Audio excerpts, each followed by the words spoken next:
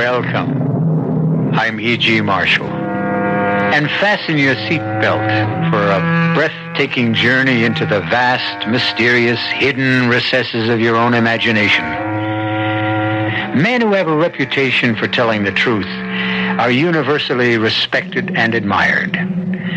But on closer examination, you're apt to discover that they have been showered with accolades after they died. What the habitual truth teller is usually showered with during his lifetime is most often abuse. And it's understandable. In many cases, to tell the truth is to rock the boat. And why do that? Especially when the boat is warm and dry, while the water is cold and wet. Elwood? Elwood, you come out here. You want me, George? What are you trying to pull?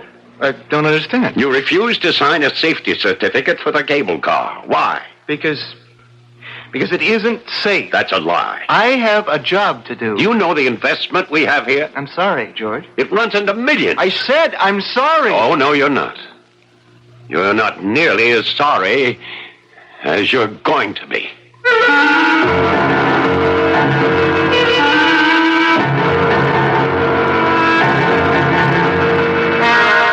Our mystery drama, A Preview of Death, was written especially for the Mystery Theater by Sam Dann and stars Russell Horton. It is sponsored in part by Buick Motor Division and Anheuser-Busch Incorporated, Brewers of Budweiser.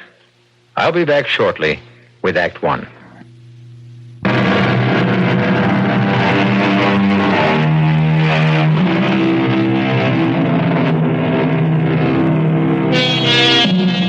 Fantasy has become a most saleable item, and you can buy just about any fantasy you want. There are places that create the illusion of tropical jungles, complete with roaming animals. You can roam through realistic replicas of the past and relive the lives of earlier Americans. There are enchanted presentations of the magic world of fairy tales. And we are about to regale you with Helvetia. Helvetia, high in the Rocky Mountains, is a faithful reproduction of a tiny Swiss village. The young ladies who work there look like Heidi. The men know how to yodel. And there are chalets and cheeses and wonderful skiing. Indeed, everything you would expect to find in a Swiss resort. There's even a cable car suspended high above the valley. And we're about to get on board. Okay, ladies and gentlemen, may I have your attention, please? Now, you don't have to worry about your baggage or your skis. Everything will be taken off the bus and delivered to your chalet. And once we get you transported to Helvetia, the cable car will come back for your things. All right, now step aboard, please. Folks, you don't want to be late for dinner. This way, please. All right, there's a seat for everyone. Just step inside. Now, madam, you're really going to enjoy this.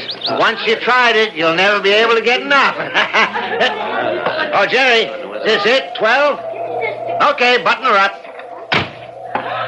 Okay, folks, we're off.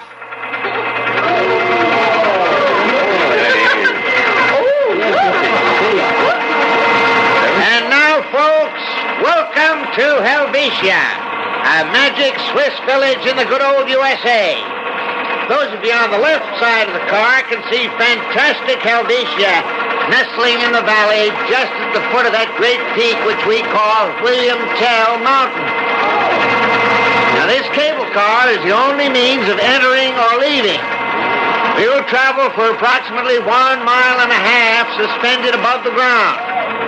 And we are now at our greatest altitude, 7,436 feet. Oh, my goodness.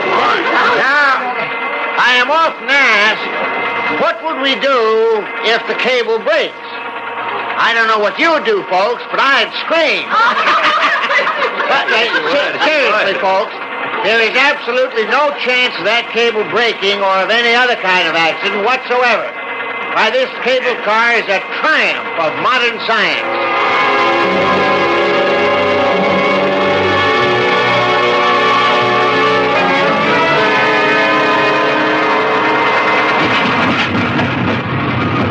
Here we are, folks. In Helvetia, safe and sound. Isn't that? All right, thank you, folks. Step lively now, you'll miss dinner.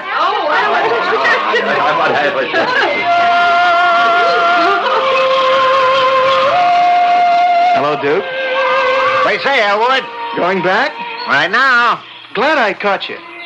Why, you leaving town? No, it's time to inspect the car. Oh, yeah, that's right. Yeah, so throw her into gear. Let's go. Well, you don't have to go. Here, let me take the card from behind the glass, and you can just initial it. I'll initial it after the inspection, huh? Look, Elwood, What? you're new on the job. That's why I want to do it right. Yeah, well, old man Farrah, he's been a county engineer since maybe the year 1. Before he got pensioned off, he just used to initial the card every month. He did? Yeah, after all, what could be wrong with the car? Well, that's why the law requires a periodic inspection to find out. Okay, Elwood. Be my guest.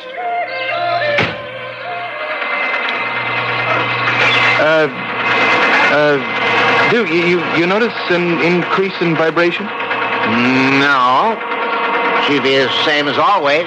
It just seems to me that... Well, I ought to know. I ride her all the time. Well, we'll see. Elwood, are you even trying to suggest that maybe there could be something wrong? It's possible. What? What'd you say? You asked me, I told you. Yeah, but... Well, what could be wrong? We're forever checking on the car, the cable, the machinery. I mean, you name it, we do it. This car, it's our bread and butter. It has nothing to do with the car or the cable or the machinery. What can you be talking about? The mountain. The mountain? What do you mean, the mountain? How can something be wrong with the mountain?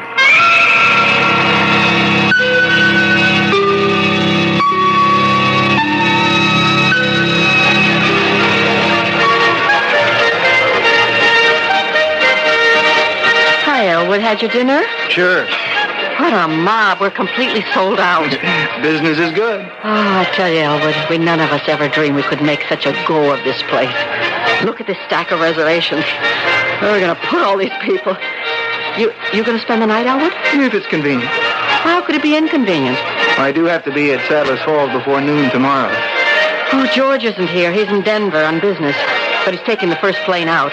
He'll want to see you first thing. All right. I hope you don't mind me coming up to your room. Seems like old times.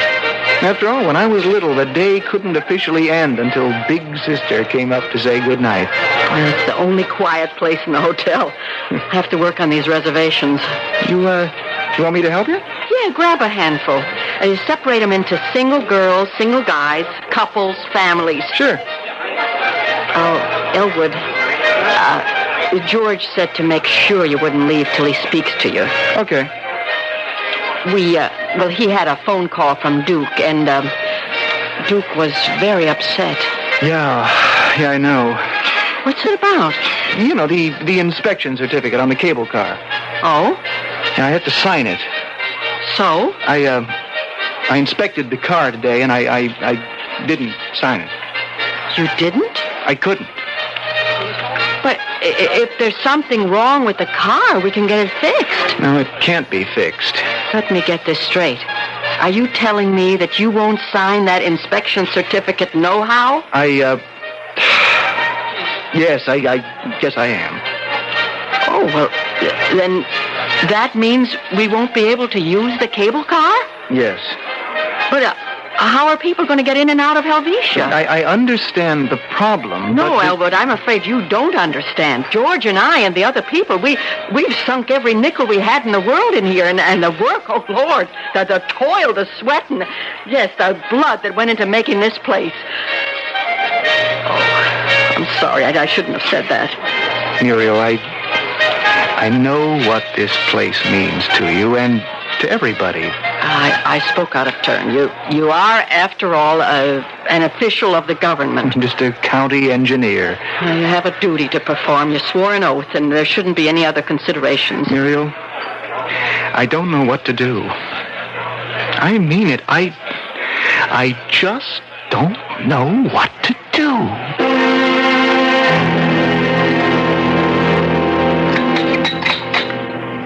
He's crazy, that boy. He's out of his mind. Please, George. I went ahead and got him that job. George. Well, I did. I went and put in a word for him. Without me... That's true, but... But what? Well, you talk as if he's working for you. Well, he is. He's working for me, for Helvetia. No, he's working for the county. Well, by God, what's the county? Helvetia's the county. What else has the county got? What else is worth a damn in the county? Muriel, we have to have that cable car. There's no two ways about it. We've got to have that cable car. All right, George, maybe we will. After all... After all what? Well, he really hasn't made up his mind yet. Well, what's there to think about? His job, his duty, his oath of office. Oh, come on, Muriel, don't hand me that. Well, if the car were dangerous, would you want him to okay it? Well, now, what kind of a question is that? I think it's a legitimate question. It's a stupid question. Why? Well, because it's impossible for something to be wrong with that car, with the apparatus, with any detail of the operation. Why? Well, you know how we worry over it, as if it were a watch. Now, where is he? Well, he'll be down any minute. He didn't get much sleep all night. I know he's been worried. Well, he doesn't have to be worried about anything. All he has to do is use his common sense. George, don't say any more. Oh, I hadn't even begun yet. Has this boy forgotten what he owes me? Or you? Us? That's not the issue. No. Well, who raised the boy? You did. Who sent him to college? I did. I didn't make an engineer out of him so that he could come back here and drive me out of business, did I? George, do something that doesn't always come easy to you. Just shut up. When he comes down, please don't discuss it. Don't discuss it. Well, why do you think I got on a plane 5 o'clock this morning to get here? Well, don't tell him how much you've done for him, how much he owes you. Okay. I took a course in psychology. Yeah, you never let me forget it. Is this how he gets back at us? What are you saying? Do things for somebody and they resent it. Subconsciously, they develop an animosity towards you. Good morning, Muriel. George. Oh, good morning. Bacon and eggs okay? Fine. Good morning, Elwood. How are tricks? Kind of busy these days. They want to build a road at Sadler's Forks. Yeah. The county's really getting built up. Sure is. Pour you some coffee, Elwood? Yeah, thanks. Have some cream? No, I have to lose weight. Damn it, Elwood. What's the big idea? George. What are we sitting around for like 3 bumps on a log? This whole place can become a ghost town, and everybody's investment can go right down the drain just because... Because what, George? Because some wet behind-the-ears kid is maybe getting a little bit drunk with power. Can I tell you what's bothering me? Just sign the damn certificate and nothing has to bother. The mountain. The mountain across the valley where the cable is anchored, you know? On the plateau where the bus delivers the people? Well, so? That mountain. Inside that mountain, there's... There's what? There's a fault. What do you mean, a fault? That mountain is... Well, I guess you could say it's slowly separating. It's coming apart. But nobody ever said... Well, it could be something new. It might have been caused by an underground atomic explosion. But there haven't been any of those near here. It doesn't matter. It could have been 1,000 miles away. Well, how do you know? Well, there are signs. What kind of signs? You remember the old abandoned silver mine? Yeah? Yeah. Well, I noticed that some of the buildings and shafts are sinking into the ground. Yeah, but that's on the other side of the mountain. In a direct line.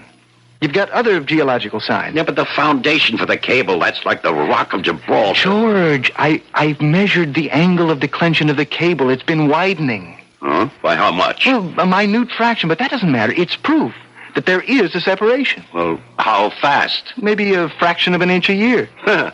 So, 1,000,000 years from now, we can worry about it. Now, that doesn't mean the rate can't increase rapidly without warning. I mean, it could last 100 years or forever. Or it could go tomorrow morning. It could just come apart. Collapse. Well, all right. Never mind all that. Just tell us flat out. What are you going to do?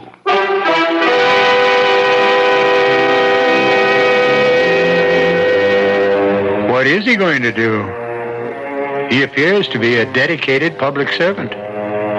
On the other hand, he is a human being with intense personal debts and loyalties. He's thinking about it. And he'll have an answer when I return shortly with Act 2.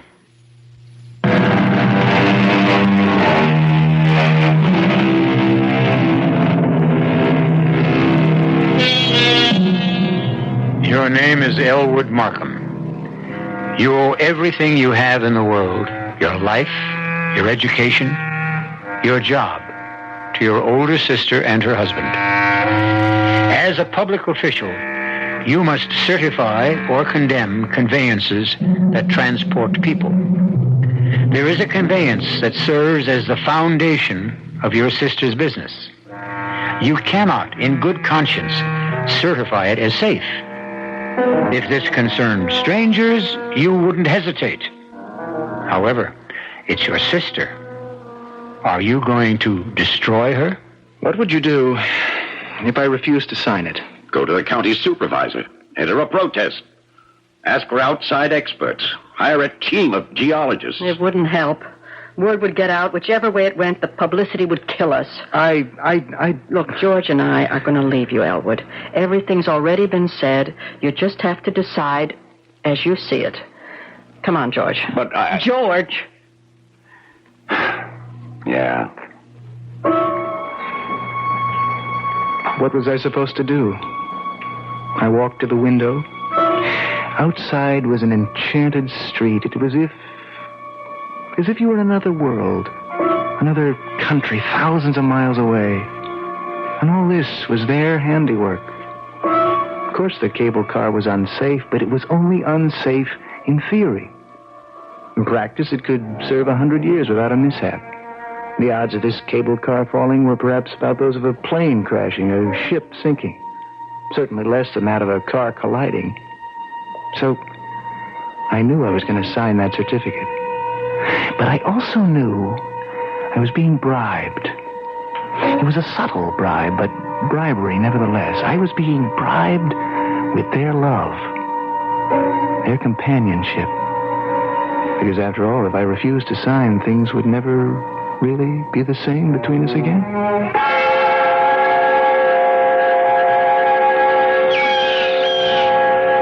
Hey there, Elwood. Morning, Duke. I got a call from the chalet to hold the car for you. Leaving? Yeah. All right, hop in. We're off.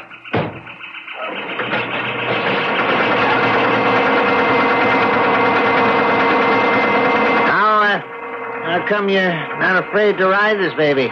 Oh, why should I be afraid? It's perfectly safe. Is it? Yeah. Matter of fact, before I forget, let me have the card. I better sign it. Well, yesterday afternoon, you handed me this line. No, the situation adjusted itself.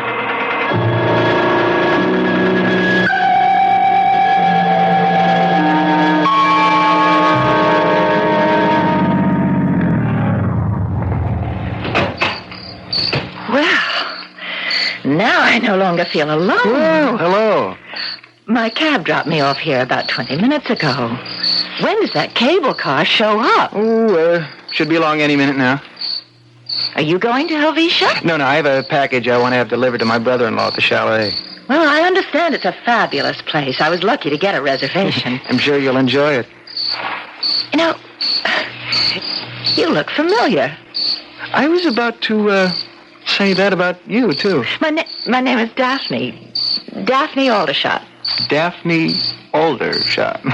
It's kind of a wild name. Well, what's yours? Elwood Markham.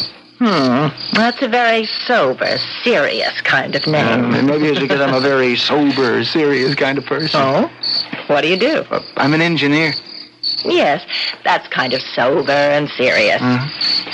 What do you do?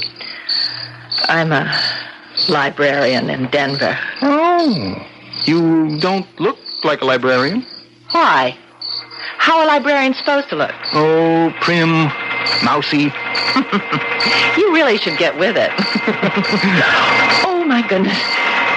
Am I going to go into that? In less than 5 minutes, you'll be in Helvetia. Oh, Will you be staying long? Huh? 10 days. Oh. Maybe I'll see you. I'll be there tomorrow afternoon.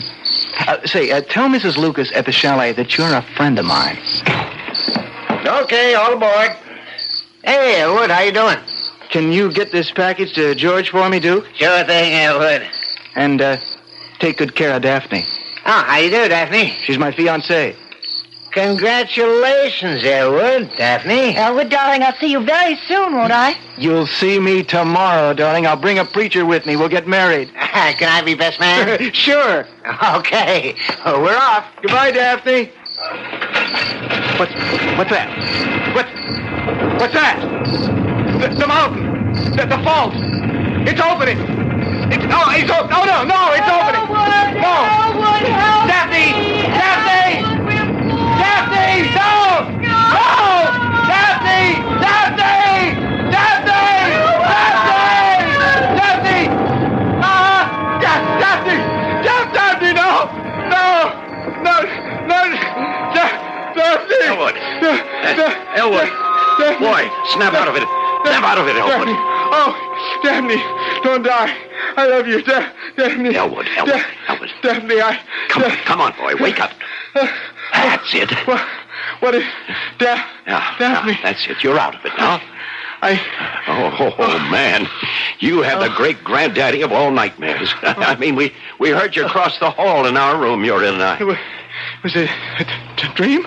Oh, was it ever? You sure scared the daylights out of Daphne. You've been holding out on us, boy? Who's Daphne?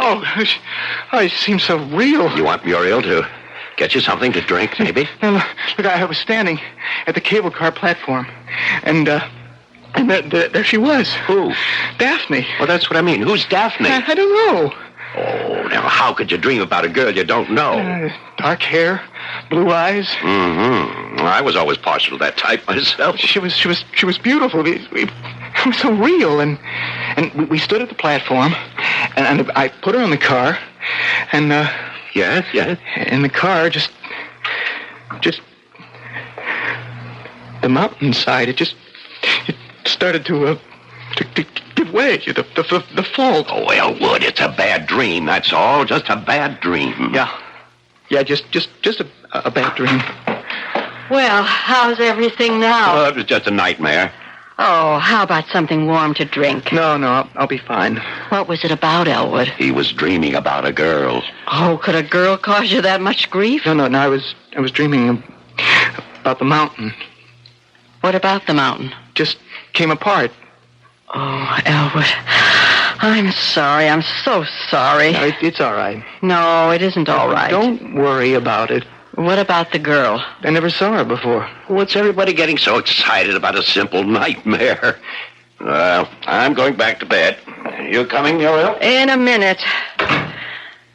Elwood, I'm worried about you. I'll be okay. You shouldn't have signed that safety certificate. Oh, come on. It's all right to be Don Quixote on the stage, but in real life... But you are Don Quixote. You always were.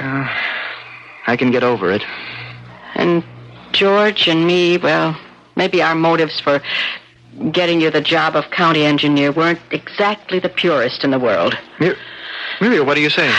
Oh, maybe unconsciously we wanted to have our own man in office so we wouldn't be bothered with all the official inspections. Muriel, I won't believe that you could have such a motive. Well, as I say, it wasn't a conscious one. Anyhow, it's all so complicated, isn't it?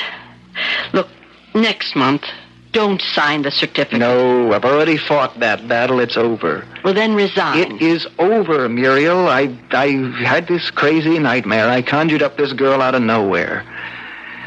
But why? Why did she seem so real? And that name. What name? Her name. Where would I ever hear it before? Well, I'll let you get back to sleep. Yeah. That nightmare sure knocked me out. I think I could sleep for a week. Well, you better get up early. You have to be in Denver for lunch. What? Oh, I must have forgotten to tell you. Your boss called. There's a luncheon meeting of the municipal engineers. He can't make it, and you're to go in his place. Oh. Is it really that much of a bore? Denver. I wonder if... If what? If she really works in the library. Who? No, it's crazy. What are you talking about? On the other hand, suppose there is such a girl. Just suppose.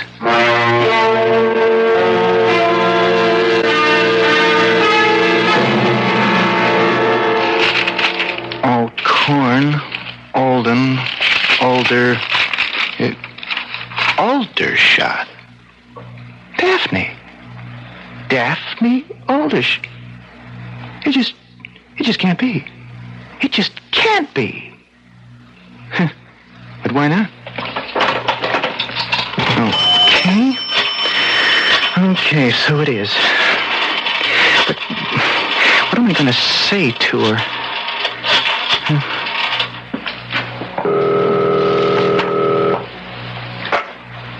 Hello? Hello? Is this Daphne Aldershot? Yes? Miss Daphne Aldershot? Yes? Who are you? Are you, the Daphne Aldershot who's a librarian? Yes. Who is this? You don't know me. And I don't think I want to. Hey, please, don't hang up. Why not? Just answer one question. Have you any plans, do you expect to go to Helvetia? What business would that be of yours? I have to know. Why? Now, look, I'm not a kook or a crank. Well, I find that hard to believe. Just, look, but please, tell me if you plan to go to Helvetia. And suppose I do. Then what? Don't. Please. For your own good. Don't go.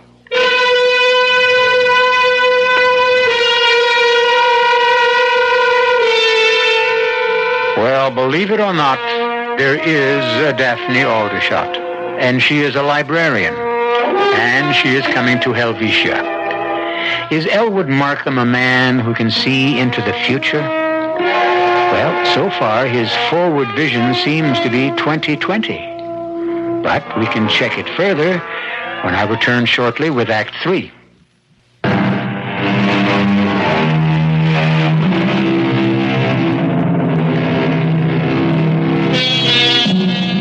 Elwood Markham keeps having nightmares.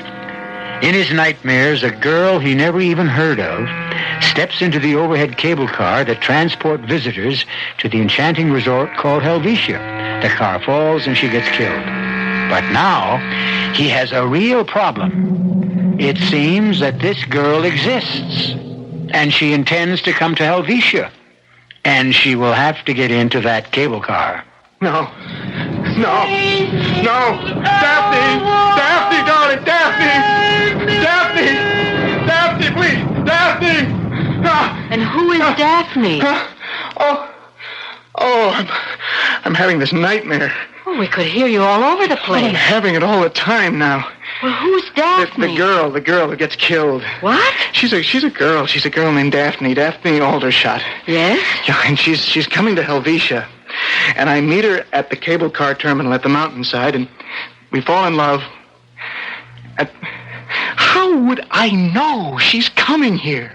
To Helvetia, how would I know? Well, who says she exists? She's part of your nightmare. Listen. Last week, I was in Denver, remember? Yes? Yeah, her name, Daphne Aldershot. It's in the book. Well, all kinds of names are in the book. And I spoke to her on the phone. Now, just a minute, Elwood. Are you sure? I'm sure. I called her number. She answered, and she is coming here. To Helvetia. She said so. Well, let's check it out. Ginny, get me Greta at the reservation desk. Thanks. It is not my imagination. Greta, do we have a reservation for, Daphne Aldershot? She said she was planning to... We do. Find out when. This, Miss Aldershot, when is she arriving? Friday night? Find out what time. What time? What time? 9 o'clock. Thank you, Greta. 9 o'clock. 9 o'clock. Don't you see? What? The first time I saw her in my dream, she was alone at the terminal. Now, that's because she got here late. Elwood, there must be some kind of explanation. I dreamed there was a girl named Daphne Aldershot. I dreamed she was killed when the cable car fell. It turns out there is a girl named Daphne Aldershot. It happens she's coming to Helvetia. So? Elwood, it could all be, How would I know? How would I know? Maybe you better, Better what? See a doctor? You think I'm crazy? No, you're just tired, emotionally exhausted. Tuesday, Wednesday, Thursday, Friday. I've got 4 days. I have to stop her.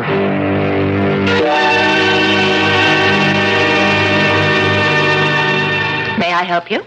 I wasn't looking for a book. No? Then what are you doing in a library? I'm looking for you.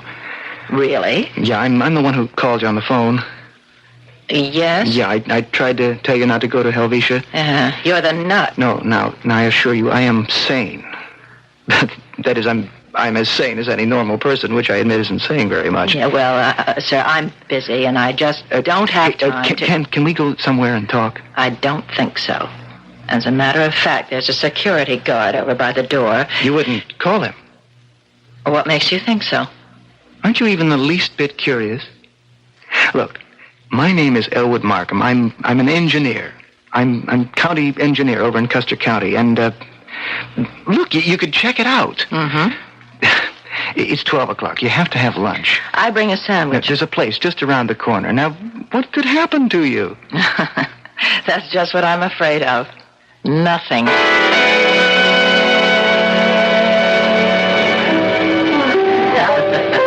You don't really want to go to Helvetia. But I do. I've been saving my money for almost 2 years. The place is a phony. I should know. My sister and brother-in-law, they run the biggest chalet there, and it's just, imitation. Well, I hear it's fabulous. Take it from me. You won't like it. In the first place, there's about 5 girls every guy. Is that so? Oh, yes, it's a fact. Well, will you be there? Daphne, You know, you are cute. I mean, you're so serious. I'm trying to tell you... I never met anybody who's as serious as you. I mean, serious and a little crazy at the same time. Now, you tell me why I shouldn't go to Helvetia. Well, you will think I'm crazy. Now, wait till you hear the real reason. I'm waiting. I dreamed about you. Well, now, when? 2 weeks ago. But how could you? You didn't even know me. You and I met at the terminal where the cable car takes off for Helvetia. Oh, I've heard that is the most exciting part of the whole... And we fell in love. Now, don't rush me. Wait a minute. and you got on the car, and the car took off, and there was a rock slide, and the cable car broke loose, and the car fell, and you were killed. Oh, wow! Oh, what any good psychiatrist would make out of that. So that's why you don't want me to go to Helvetia? Hmm? Yes. Well, I must say, I've heard a lot Before you say anything, remember what I told you about my job? What is your job? I said I was county engineer, and I had to inspect that car, right, for safety? Yes, well? Well, it is not safe. Oh, well, then that takes care of that. The car won't be allowed to run, and I won't be killed, and there's no problem. No, there is a problem. I okayed the car. But if it isn't safe, why did you? Because it's so complicated, and safe is a relative situation. Daphne, please, don't go. Don't. It's been nice meeting you, Elwood, and I would like to get to know you better. But you're just too deep, too involved, I don't know. Maybe if you could get yourself straightened out. Daphne, you can't go to Helvetia Friday night. I am going to stop you. How can you stop me?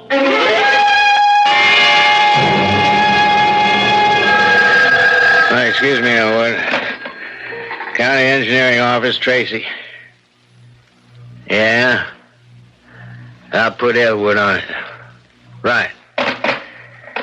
Talk of the road being washed away. On the other side of the mountain where the cable car terminal is. How'd you know? It's part of what I'm trying to tell you, Mr. Tracy. Elwood, I just can't condemn the cable car without giving the folks at Helvetia notice. But look, this is an emergency. 2 weeks ago, you certified the car as safe. Now, what's come up so sudden? It hasn't been sudden. I've known about it for months. Well, then why didn't you? Well, because Because of Muriel and George? Yeah, it's part of it. Maybe. We've lived with geological faults, Elwood. Yeah, sure, but a heavy rain, unusual amount of snow, any one of 100 subterranean disturbances in that whole side of the mountain. Okay, let's do a study. No, that will take weeks, months. It could go any time. And it could never go at all. Elwood, now here's what you have to do. Next time you inspect it, in 2 weeks, condemn it. Give me a full report. Request an investigation, and we'll bring in the experts. And they'll only disagree among themselves, and nothing will happen. Elwood, it was your job to withhold the safety certificate. I know, Mr. Tracy. Well, once again, put it in writing. By that time, it'll be too late. Too late for what? Can't anybody believe me? Hi, Elwood. Want some coffee? No, thanks. Where you been the past few days? Muriel, do something for me. Okay. Miss Daphne Aldershot. Oh? You know, she's due here tomorrow evening. And? Call her. Send her a wire, anything. Tell her you had to cancel her reservation. Why should I do that? Because I ask you to. Oh, I really can't do that, Elwood. You own the place. You and George, you can do anything you like. Well, not really. Miss Aldershot sent us a deposit. We confirmed her reservation. We can't just cancel her. What's to stop you? Well, first, it's unethical. Second, it's illegal. She could sue us. Let her. She could win. Let her. I'll pay the damages. You won't lose anything. Elwood, please. What is this? I told you she is going to be killed tomorrow night. Elwood. No, Muriel. I know I'm not talking like an engineer, like a practical, down-to-earth facts and figures man, but the truth is, I don't know. I've had a vision. Muriel, somehow, someway, I was given a glimpse into the future. How else would I know about a girl named Daphne Aldershot? These things are just, Yes, they're just what? Wait a minute. You say there was no way you could ever hear of Daphne? That's right. But there is. There was. What? What are you talking about? That night, 2 weeks ago, you were feeling bad about the inspection. Yeah. I came up to your room, and I happened to have a stack of reservations. You offered to help sort them out. That's where you could have seen her name. Oh, I don't remember any of those names. None of them made an impression on me. Well, not consciously, but that name, that sort of unusual name, Daphne Aldershot. It's impossible. Only because you refused to admit it. And then you had a guilty conscience about the inspection. And the two things spun around in your mind. No. That couldn't happen. You wanted to punish yourself, so you fell in love with a girl named Daphne Aldershot, only to have her die because of your neglect of duty. How would I know she's a librarian? She listed her job on the reservation. Now do you understand? It's all right. Everything's all right. No, it is not. I have to save her.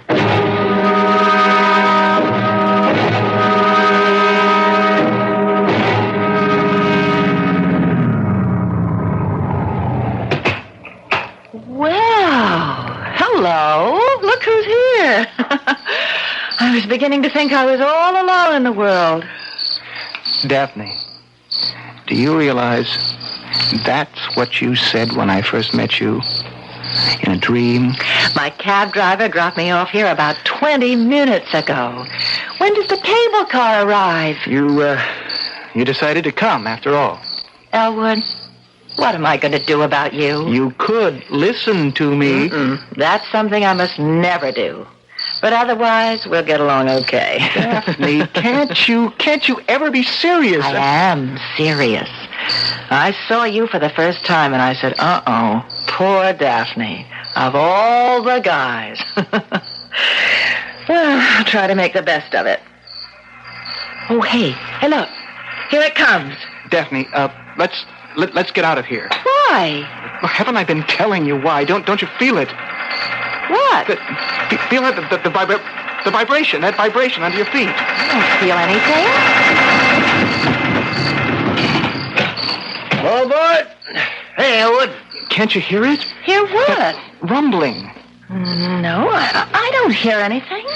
Duke, get out of the car. Elwood, what's fighting you? There's a slide. Well, I don't hear I anything. said get out of there. Elwood, take your hands off me.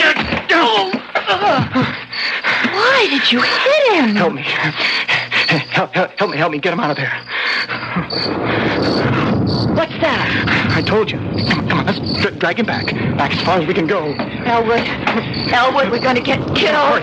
Hurry up. No, Hurry, come on. Maybe we can get back far enough. Quick, come on. Here's the place over here. With the earth is cracking over here. Before we do it, come on. Come on, we can do it. Come on, Dabney. Dabney, pull yourself. Dabney, come on, Dabney.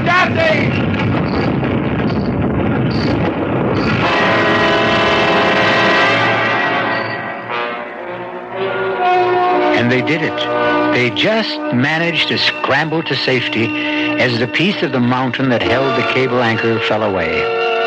Happily, though, it didn't spell the end for Elwood and Daphne. It was a beginning. For Helvetia, it was a continuation. They flew the people in by helicopter, and the place is doing better than ever. Whether or not you decide to make a reservation to go there, remember your daily reservation with us, here. I'll return shortly.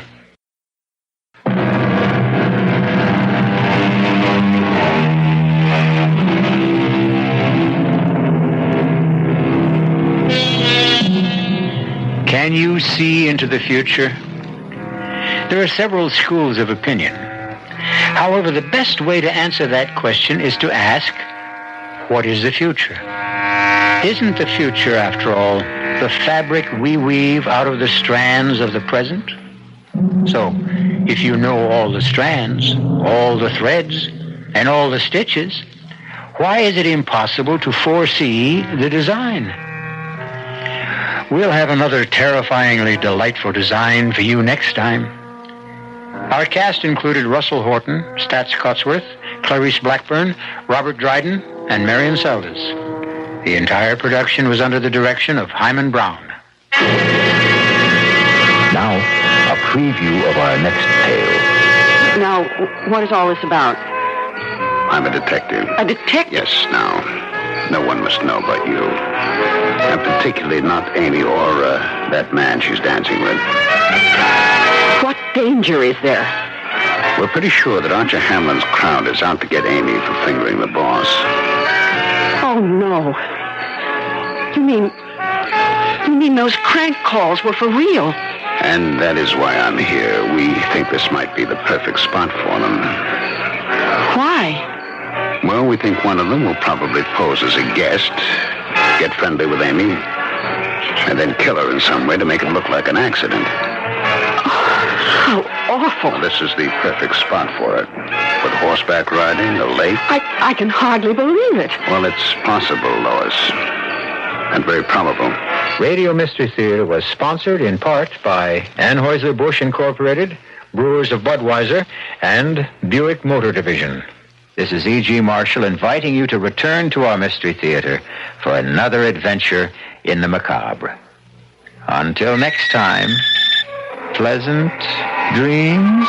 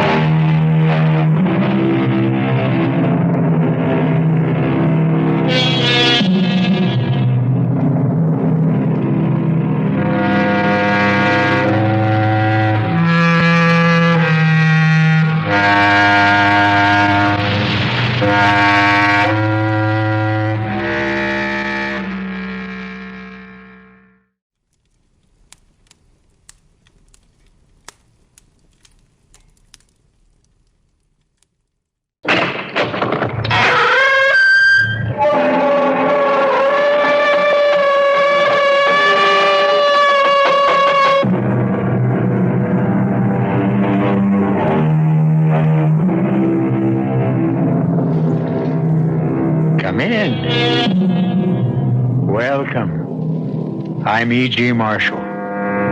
Come a little closer. Closer. That's better. Now you're on the edge of your seat, and we mean to keep you there for the next 52 minutes with a story of terror and suspense. Doing one's civic duty is one thing, but turning in the hardened boss of a notorious crime ring takes either guts or just plain ignorance. We're not too sure which it was with Amy Hastings, but she did her duty. She put the finger on Archer Hamlin, the top drug dealer whose arrest and conviction all but put a stop to the flow of drug traffic in and out of New York City. Such an admirable act deserves a reward, which Amy received. $1,000 from a city newspaper. And that's not all.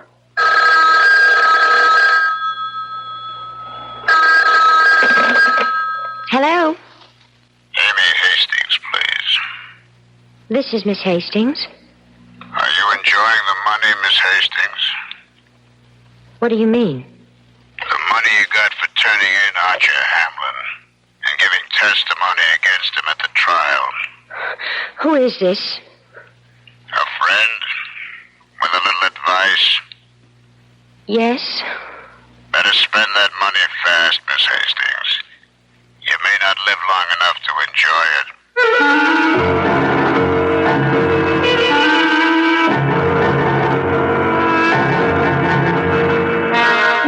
Our mystery drama, Having a Horrible Time, was written especially for the Mystery Theater by Bob Juhren and stars Lynn Loring and Francis Sternhagen. It is sponsored in part by Buick Motor Division and Anheuser-Busch Incorporated, brewers of Budweiser. I'll be back shortly with Act One.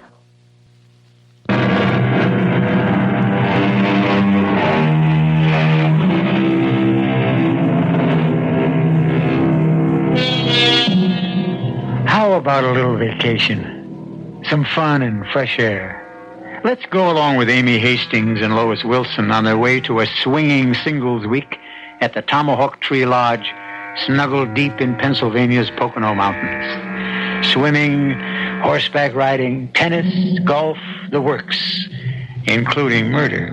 But let's not dwell on morbid things. We're off for a vacation at the Tomahawk Tree Lodge, and it's just up the road. I just wish we were going to arrive in daylight, Lois. We won't be able to see anything at night. Don't worry, Amy. We'll have plenty of time to see every nook and cranny of the place. Besides, all the fun begins at night. That's when the wolves come out. I hope you don't mean the four-legged kind. Anyhow, it sure is good to get away from the city and all those awful phone calls. Anytime a person gets their name in the paper, they're plagued with crank calls. Forget it. We're off for a good time. Oh, I won't spoil your fun, Lois. I promise.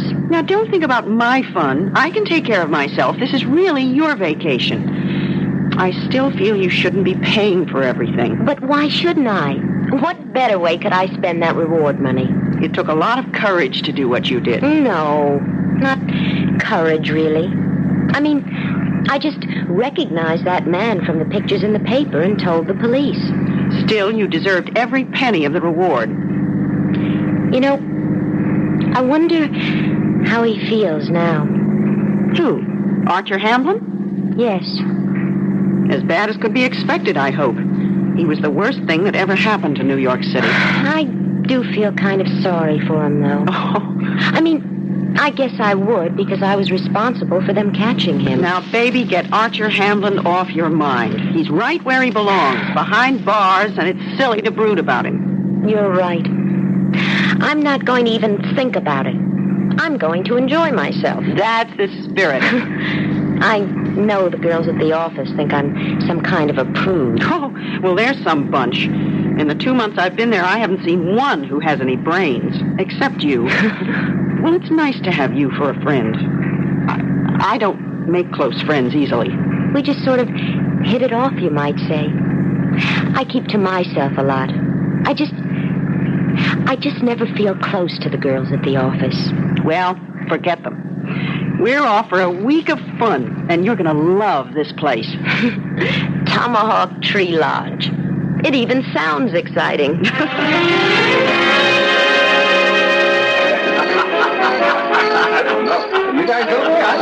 Lois, don't you think we ought to wait till tomorrow? I mean, should we be too anxious to meet someone? Listen, the hard-to-get approach is all right in an East Side bar. But here, it's first come, first served. Here's an empty table. Now sit yourself down and we'll order some cool drinks. It's so exciting and beautiful. Oh, waiter, 2 Collins, please. Lois. What? Don't look right away. But there's a man at the bar looking at us. Where? Lois, don't be so obvious. That tall, blonde fellow.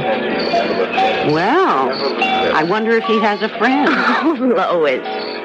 Amy, we're not here to spend the week by ourselves. Will you stop craning? He might join us if we let him know we're interested. He just keeps staring. Hey, it looks as though someone else is interested. That one in the tan jacket's heading this way and beating him to it. I sort of like the one at the bar better. Well, we have the whole week ahead of us. What do we say? Hello is a good one for a start. Oh, Amy, just remember you're a swinging single. Now relax. Oh, good evening. How do you do? Hello. You girls just arrived? Not a half hour ago. We believe in making every minute count. Well, at a place like this, that's the thing to do. I'm Fred Russell. I'm Lois Wilson, and this is Amy Hastings. Pleasure to meet you, Amy. Hi. Have you been here long, Mr. Russell? Mr. Russell? Now, look, at a place like this, it's Fred. Okay? No, actually, I just got here yesterday. Oh, a newcomer, too. How long are you planning to stay, Amy? 1 week. That's all we got. Are you staying long yourself, Fred? Well, that depends. Depends on what? On whether I like it or not. By the way, you're from New York, aren't you? Yes, that's right. How'd you guess? I saw the license plate on your car. Oh, you. Are you the official welcoming committee? Oh, no. But being observant and friendly is sort of a pastime with me. Look, I hope I can show you around a little while you're here, Amy, if it's all right. Well, I guess so. You've been here before, then? Oh, sure. There's a lot to do. You got horseback riding and canoeing and swimming, all those things. But, they're not much fun alone. Well, that's what we're here for. Isn't it, Lois? Yes. Yes, it is. Well, look, if you'll let me, I promise to show you a good time, Amy. How about starting with a dance? Oh, That is, if Lois doesn't mind. Oh, not at all? Come on, then. Lois, are you sure you don't mind? Oh, heavens, no. Go ahead. I promise not to keep her long. Have fun. See you later.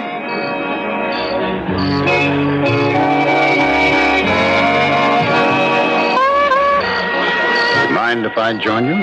Oh, well, not exactly, but an introduction would be nice. Oh, I'm sorry. I'm Ralph Cook. I'm Lois Wilson. How do you do? Forgive me for seeming forward, but who is that dancing with Amy? What? That is Amy Hastings, isn't it? Yes, it is, but how did you know? Well, she's the girl who fingered Archer Hamlin last month. Yes. You said your name was... Lois Wilson. A friend of hers? Look, Mr. Cook, just who are you? How do you know Amy? Miss Wilson, I have to talk to you privately. It's important. What is this? It's about Amy. Well, what about her? We have reason to believe she may be in very great danger. Oh? Let's dance. It'll seem more natural. What danger is Amy in? Well, I'll explain it in a minute. Please. I need your help. Now, first of all, may I call you Lois? Of course. And I'm Ralph. Yes, so you said. Now, what is all this about? I'm a detective. A detective? Yes, now, no one must know but you. And particularly not Amy or that man she's dancing with. What danger is there? We're pretty sure that Archer Hamlin's crowd is out to get Amy for fingering the boss. Oh, no. You mean those crank calls were for real? And that is why I'm here. We think this might be the perfect spot for them. Why? Well, we think one of them will probably pose as a guest, get friendly with Amy, and then kill her in some way to make it look like an accident. How awful. Well, this is the perfect spot for it. With horseback riding, a lake. I can hardly believe it. Well, it's possible, Lois. And very probable. Oh, what can I do? I want you to be my date. And that way I can keep close to Amy without arousing suspicion. What's the name of the man she's dancing with? Oh, Fred something. Fred Russell. That's it. He approached you as soon as you sat down. That's right.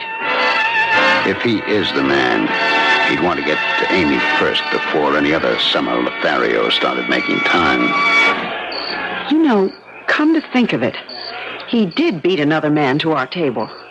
A tall, blonde fellow who kept staring at us. And it was Amy he was after. He hardly spoke to me. That jibes. And he noticed our rented car had a New York license plate. And he's been watching for you. This Hamlin crowd is shrewd. They don't shoot people from black cars. They'll go to any lengths to kill without arousing suspicion, no matter what it involves or how long it takes. That's why Hamlin himself got away with so much. Oh. Well, what do you think he'll do? He'll bide his time, gain her confidence. It's important that you don't let on to Amy that anything's wrong now. Oh, why? Well, if she gets the idea someone's after her, she'll get scared, and he'll know it. I want him to think he's safe. Now, don't worry. I'll always be around, and the minute he tries something, I've got him. I don't like the idea of Amy being bait. She's not bait. She's a sitting pigeon right now. But the killer has to make a move before I can arrest him. This must be a bad dream. It's not pleasant, I know. I'm pretty sure this Russell is our man. I don't want him scared off. Oh, what a way to start a vacation. Lois?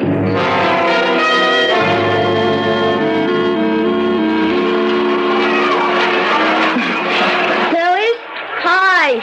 Hi. Where have you been, sleepyhead? Oh, well, I didn't sleep well. Everything all right? I've been here every minute. Gosh, Lois, I'm sorry I ran out on you, but I couldn't wake you up. Oh, it's all right. Hey, the water's wonderful. Why don't you and Ralph swim out for a while? Well, maybe we will. We swam all the way out to that island, way out there. You swam to the island alone? No, Fred was with me. You want a dip before lunch, Lois? Well, yes. Let's all go. I think Amy and I have had enough. Gosh, yes. We'll just stay here and watch. Oh, come on. A little more It's wouldn't all right, hurt. Lois. They have been in quite a while. Too long. And Amy's getting cold. Oh, all right. Well, we won't be long. Race you to the raft. Okay.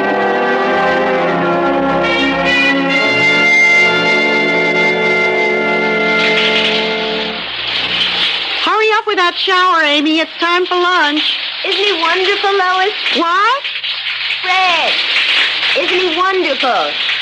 I've never had a steady in all my life, and now in one day... Amy, just how friendly are you getting with Fred? What do you mean? Well, I admit I did tell you to let your hair down and enjoy yourself. But, you know, there are other men here, too. Oh, Lois. No, you said you liked that blonde man at the bar last night. But Fred seems so interested in me. For myself, I sort of like it. What has he said? He asks me all sorts of questions about myself. It makes me feel important. Does he know who you are, Amy? Well, of course. We all introduced ourselves last night. I mean about the Archer Hamlin business. He said he remembered me from all the publicity in the papers. Did you tell him, or did he bring it up? Lois, why are you asking all these questions? Well, I just don't want you to take Fred too seriously, honey. You're not jealous. Oh, of course not. I mean, you've got your date for the week. I know, but that isn't- Lois, I'm really enjoying myself. Let me. I like Fred. No one has ever been interested in me like this before.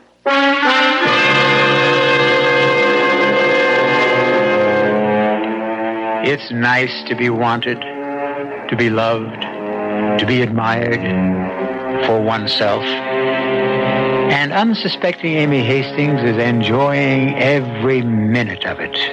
She's having a wonderful time. It's poor Lois who's having a horrible time. We'll get back to our fun in the sun when I return shortly with Act 2.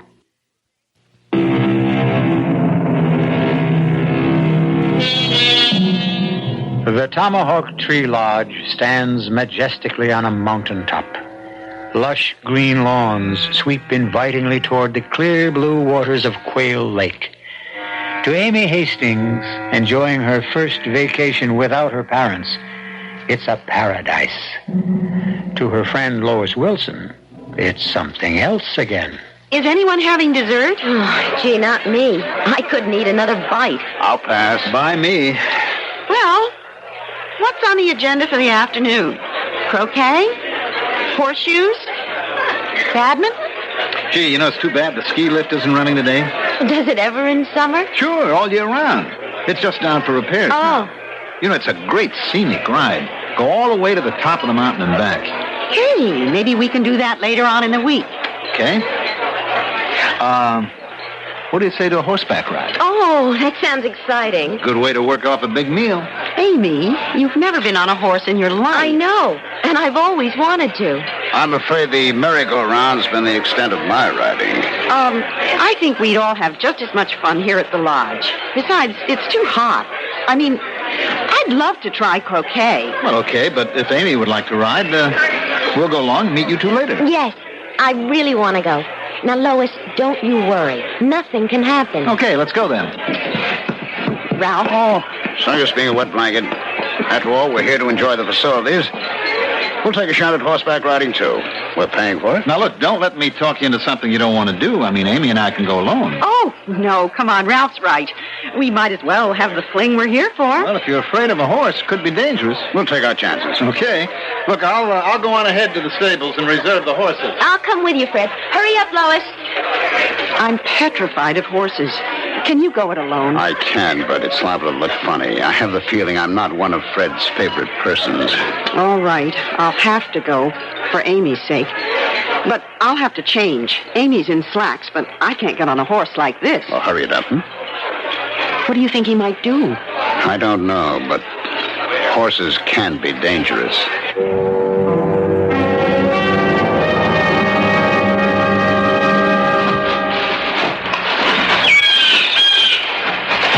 I don't see them. And they're probably in the stable saddling up. Hi, folks. Ready to go out, too? Oh, yes, we're joining our friends. We got two fine, gentle mares here. Have you ridden before? Where's the couple that came down here a few minutes ago? Oh, they're out on the trail. They said you'd be along. Oh, Ralph, they're alone out there. I should have known he'd try something like this. Get us going quick, huh? Sure thing. Here we go, Virginia.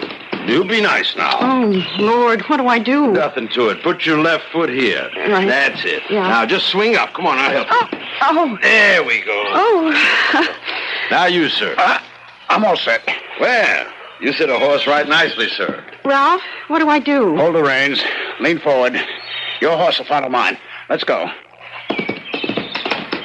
Whew, it's not as I thought. We'll have to go faster. Just hold on. Oh, is there more than one trail? There probably is. Oh, golly, they may have turned off somewhere. Well, they couldn't be too far ahead. We weren't that long at the lodge. Oh, there's a fork in the trail up ahead. Hold on the reins. Oh. Oh, which way do we go? There's fresh hoof prints to the left. Ah, you are a detective. Oh, it's Amy. Come on. Get up. Get up there. We may be too late. I don't know what we're going to find. Amy! There they are. Oh, Amy! Amy, what happened? Lynn! Take it easy. She's all right. She's all right. All right, nothing. She's flat on the ground. Okay, Lois, I just fell off.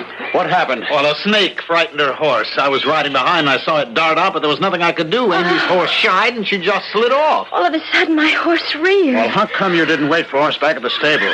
We knew you'd catch up. I think we've had enough horseback riding. Well, what do you say, Amy? Do you feel like going on? I guess I'd better go in for something a little less strenuous.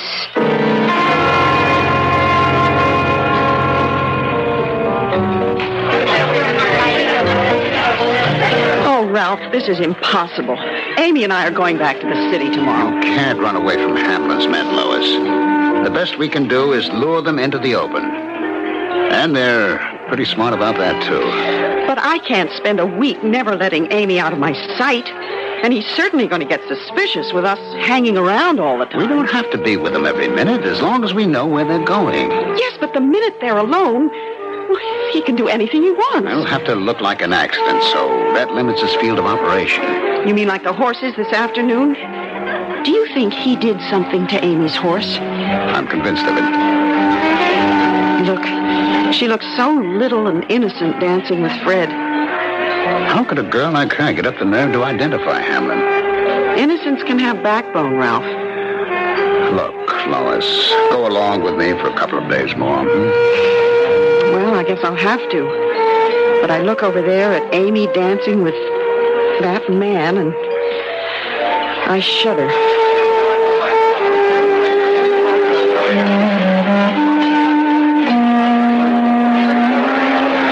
I hope you're not mad because I spoiled the horseback riding today, Fred. No. Of course not, Amy. You know, you're kind of quiet tonight.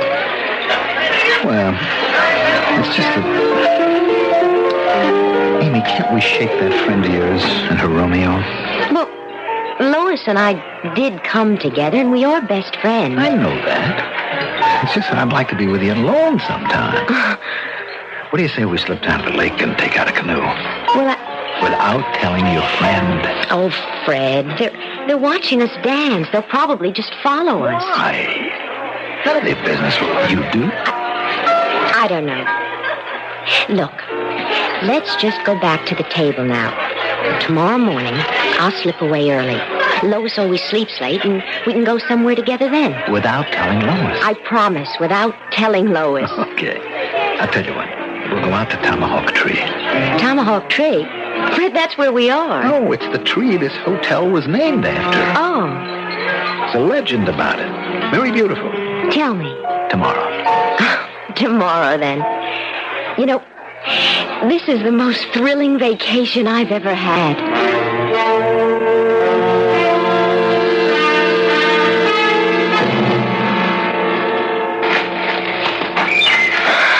Well, we're almost to the top. Now, that's the famous Tomahawk Tree right up ahead. Oh, it's so beautiful. And it's such a beautiful morning. Makes you glad you're alive. Well, I'm glad you were able to get away without Lois. She was fast asleep. I dressed in the bathroom and sneaked out of the room. Well, here it is. Tomahawk Tree. Look how far down you can see. Mm-hmm. That's Hidden Valley. Okay, tell me now, Fred. What's the legend? Well, the legend is that more than 200 years ago, an Indian brave killed himself here because he was disgraced in battle. He was the chief's son, but he was a coward. And? So he dug his tomahawk into this tree and jumped over the edge. Oh. But when the other braves tried to remove the tomahawk from the tree and throw it after him, not one of them could budge it. Why not? Well, they thought the Great Spirit had locked the tomahawk into the tree as a reminder to other braves who might get wet feet, so to speak. It's not very romantic. I'm afraid it's not all true. What? The lodge has to replace the tomahawk every couple of years as the tree grows around it. Fred, you're making the whole thing up. Here, give me a hand. No, I don't want to go any closer. That's all right, I got you. I got you. Now, look straight down.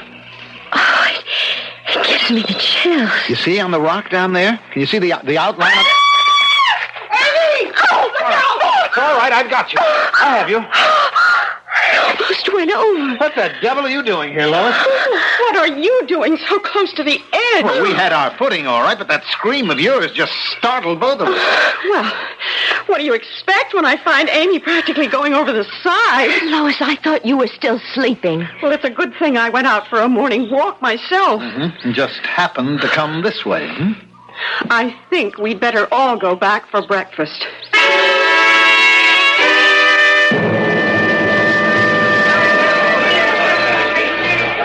I wonder why Fred didn't want breakfast. Well, he's probably miffed at me. But honestly, Amy, he had you too close to the edge. Well, it sure scared me when you yelled. You know, I had no idea that you were following us. Well, I wasn't. I was out for a walk, and I saw you there. Lois, there's that man staring at us again. Who? The blonde one we saw the night we arrived. Remember, he was starting to come over, and Fred got there first? Oh, yes. Here he comes. Is it all right, Lois? I mean, are we already taken? Listen, I don't know who's taking who anymore. Good morning, girls. Hello. Do you mind if I join you? Well, I guess not. Thanks. I'm George Smith. I've been wanting to meet you. Well, I'm Amy Hastings. Yes, and this yes, I know. You do? That Archer Hamlin business again. Yes, that's right. Well, this is my girlfriend, Lois Wilson. Hi, Lois. Hello. I was going to come over the night you arrived, but some other guy beat me to it. Well, all's fair in love and war and summer vacations. Amy, I wonder if you might like to play some ping pong after breakfast. Well, sure, if you'll teach me. Nothing to it. I'll get Ralph and we'll make it a foursome. Oh, order me toast and coffee. I'll be right back.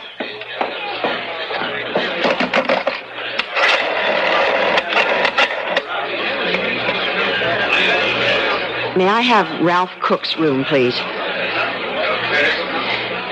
Ralph, it's Lois. I don't know what it means, but another man's latched himself onto Amy.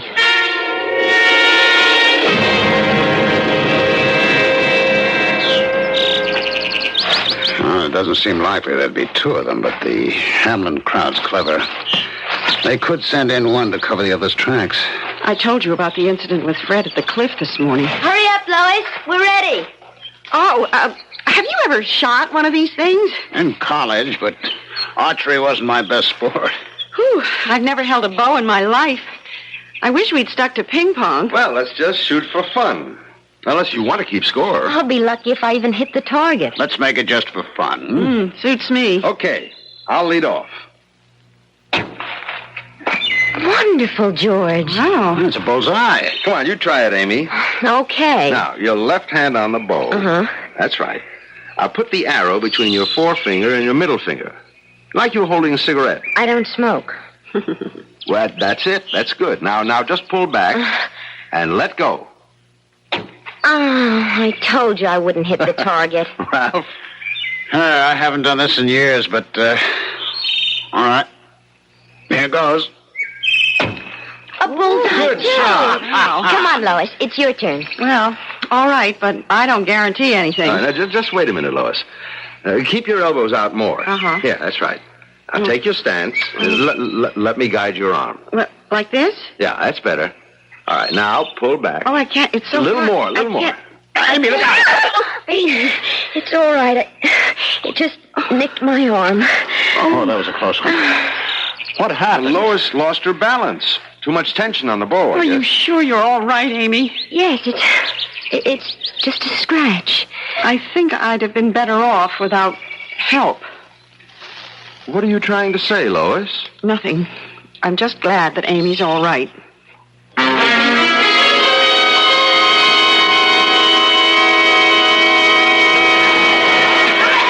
You were there. You saw it. I swear he deliberately turned me toward Amy. Yes, and that's what's got me worried. Got you worried. Looks like the Hamlin crowd has more than one man after Amy.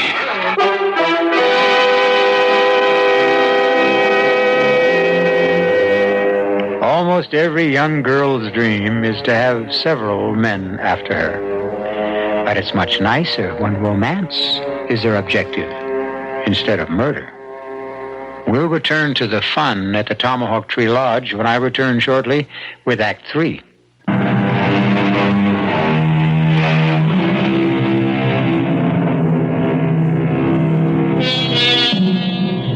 Vacations are supposed to be fun, but they can be hazardous for a girl with a contract out on her. First Fred, now George.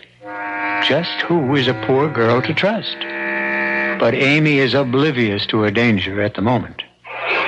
Do you feel like a swim, Amy? No, it's just nice here on the grass. Everything's so exciting, you just have to catch your breath now and then. Oh, come on.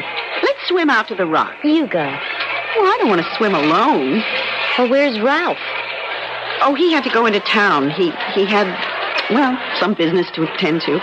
You know, I wonder where Fred's been. I haven't seen him since yesterday. Probably after someone else. Oh, come on. Now, don't take it seriously. That's the way everything goes at a place like this. Well, to tell you the truth, I really like George better. Where is he this morning? I don't know. Well, it's good to relax for a while. You don't have to keep up the personality front. Hey, I see they've got the ski lift going again. You know, that does look like fun, riding in those little boxes. They call them gondolas. Lois, why don't we take a ride right now? Oh, why not? If you don't want to swim. Hey, I wonder what's going on down at the dock. Someone probably caught a fish. Well, let's go see. Oh, who cares? I hate fish. Oh, come on, Lois. It's on our way to the ski lift. It's certainly gathering a crowd. Look, there's George. Something must have happened. The boat boy's running toward the lodge. I don't think I want to go down there. Oh, come on. We have to find out. They've dragged someone out of the water. Let's hurry, Lois. George? George, what's happened? They just pulled a guy out of the lake. What? Is he dead? He looks like he's been in the water for at least 24 hours. Oh, how can you tell? Well, just take a look at him. Oh, no. It's Fred. Huh? Fred Russell. What happened? Does anyone know? Well, not so far. I just got here myself. Fred was a good swimmer. Our first day here, we swam out to the rock together. Come on, Amy. Let's go back to the room. I don't want to stand around looking at this. Yes, you're right. I'll call you later.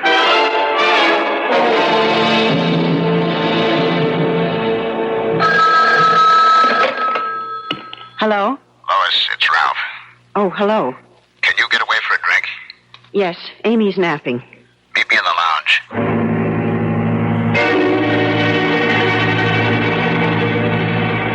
Fred's death shoots the two-man theory, doesn't it? Not necessarily. But it sure eliminates him as a future suspect. Ralph, could George have killed Fred to get closer to Amy himself? He could have, and he might have. Well, what do you think? You're the detective. Yeah, I am. I think it's time we got Amy away from here. I'll drive her back to the city tonight. It'll be safer. I'll come too. No. It's better if you stay. Why? Well, give Amy and me a chance to slip away. And you can follow in the morning. Well, if you think that's best. I do. Let's just play it natural for the rest of the day, hmm? I'll get away during the excitement of the barbecue tonight. All right. Maybe you're right. No, I am. And please, don't let on that anything is wrong. But try to keep Amy out of the way. And don't leave her side for a minute. Don't worry.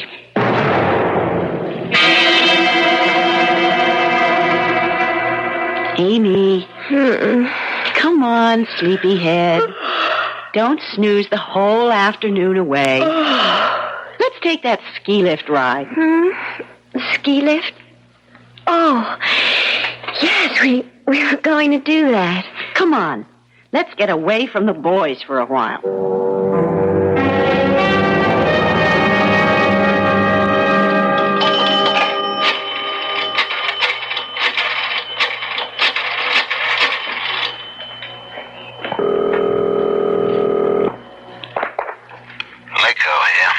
Cook calling in. Ralph, where have you been? We've been trying to get through to you for the past hour. What's up? We got a line on the Hastings case. Something that might help you, Ralph. What?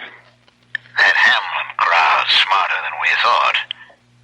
The killer they've sent up there to get the Hastings dame is a woman.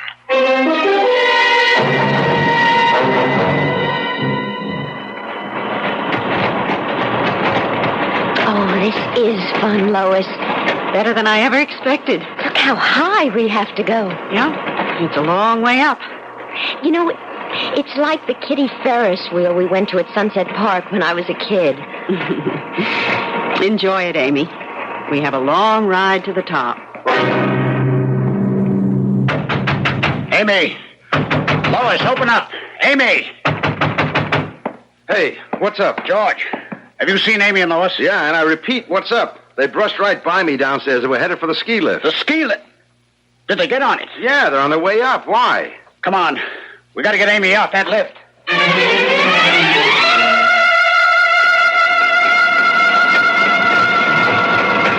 Gosh, this is beautiful, Lois. It's just too bad the boys aren't with us. What are you doing, Lois? Close that door. No, Amy.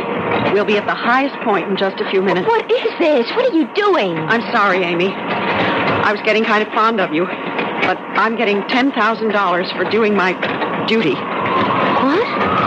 What are you talking about? The Hamlin family is paying me $10,000 to kill you. What? For fingering Archer Hamlin. But Lois, you're my friend, aren't you? I was planted in the office, Amy, to make friends with you so that I could arrange this opportunity. You mean you're going I'm going to make it look like an accident. I tried to startle you that day on the cliff with Fred, but he held on to you. And that arrow, I purposely lost my balance, but I missed. Fred! You killed Fred! They'll find a bullet in his body when they do the autopsy. I killed him because I knew he was getting suspicious of me. I was trying to make that detective think Fred was after you. And then George showed up, and I had to switch the suspicion to him. Who's a detective? Ralph. Who else?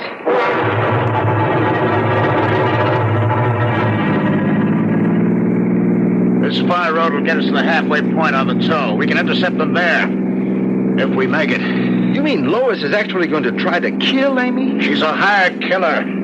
I thought it was Fred Russell first. And then you came along. Me? I'm a coal salesman from Philadelphia. Well, Amy's life is in danger every minute she's with Lois. Pray we get to the halfway point before the gondola does.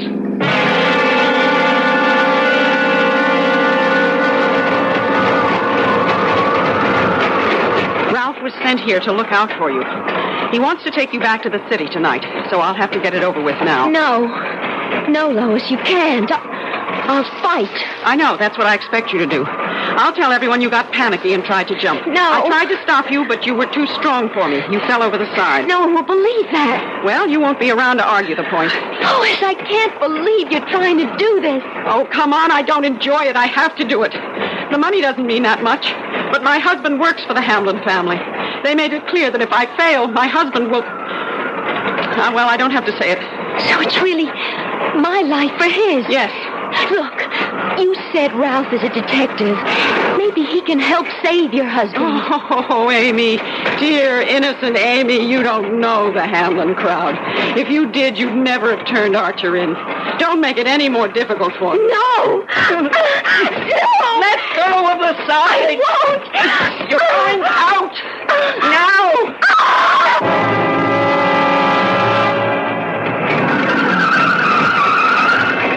We made it. The girls are in the red gondola. The fourth one down. Are you sure? That's the one they got into. You're right. Hey, they've got the door open. This is the highest spot, too, just before the midpoint landing. She's trying. Hey, look. Good Lord, they're both hanging halfway out. Fight, Amy! Fight! We do something? Not till that gondola gets here. Amy, hang on, we're here. Hang on and fight. Amy. Oh, George, it was horrible. Lois tried to... Quick, get her out. Lois fell. She tried to kill me. We know, Amy. We saw it. Now take it easy. Get her to the car. Let's get back to the lodge. I've got work to do.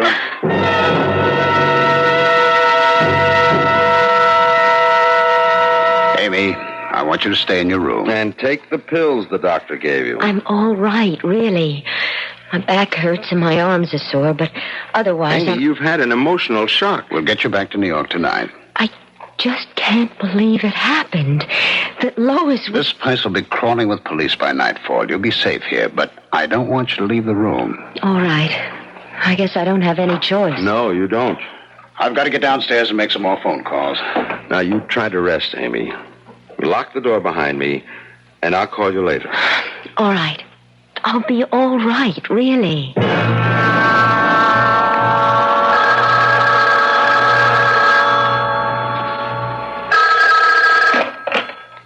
Hello?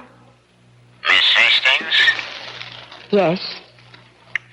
Are you enjoying the vacation, Miss Hastings? What do you mean? You didn't think there'd be only one of us, did you? Who is this? A friend, Miss Hastings. With a little advice. Oh, no.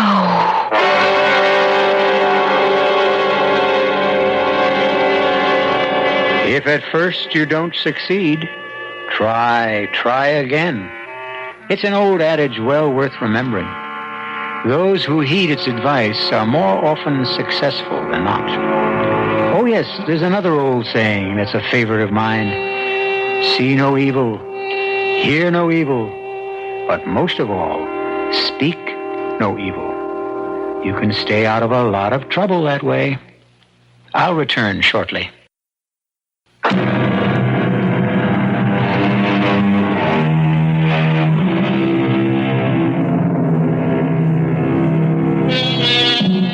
The time has come for us to leave the lovely Tomahawk Tree Lodge.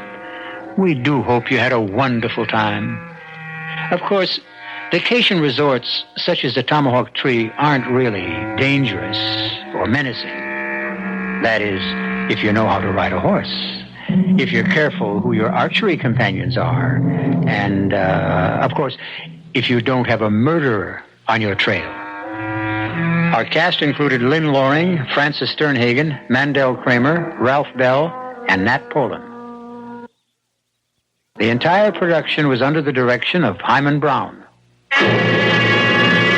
Now, a preview of our next tale.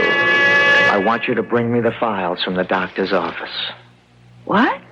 I want you to bring me his files, as many as you can carry, only the current cases, the people he's had recently.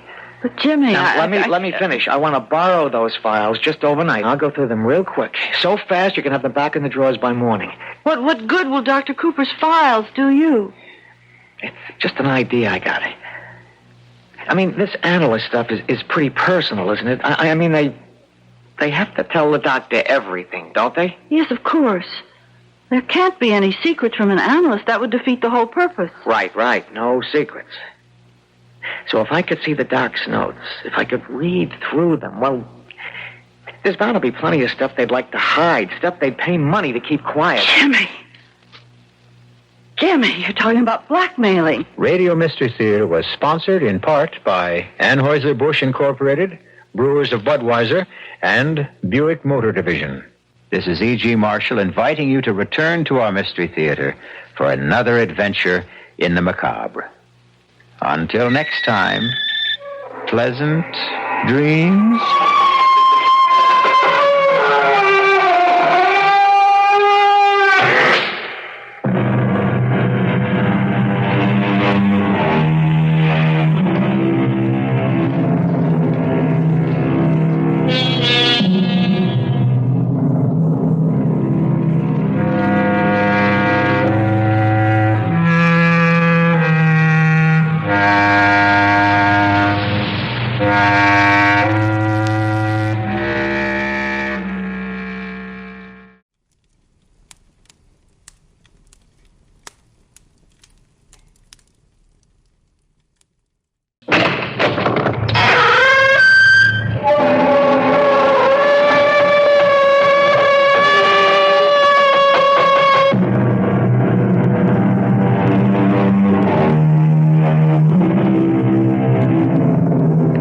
Come in. Welcome. I'm E.G. Marshall.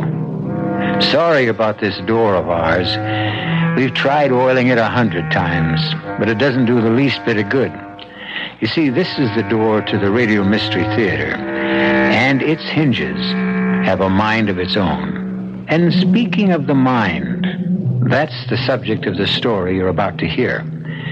We're going to take you deep into the recesses of a human mind. But you won't be alone on your journey. You'll be accompanied by 3 people. One of them is a psychiatrist, a man whose purpose it is to heal and cure. But the other 2, well, I'm sorry to say that their intentions are not nearly so benevolent. You can't do this to that man, Jimmy. He's sick. He's very sick. If we do something like this, we're liable to make him worse. Do you think I care about him? All I care about is us. But you might drive him out of his head. You might make him insane.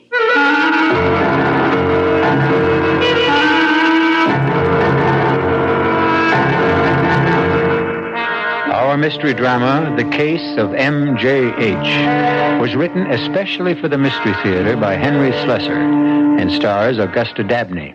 It is sponsored in part by Anheuser-Busch Incorporated, Brewers of Budweiser, and Buick Motor Division. I'll be back shortly with Act 1.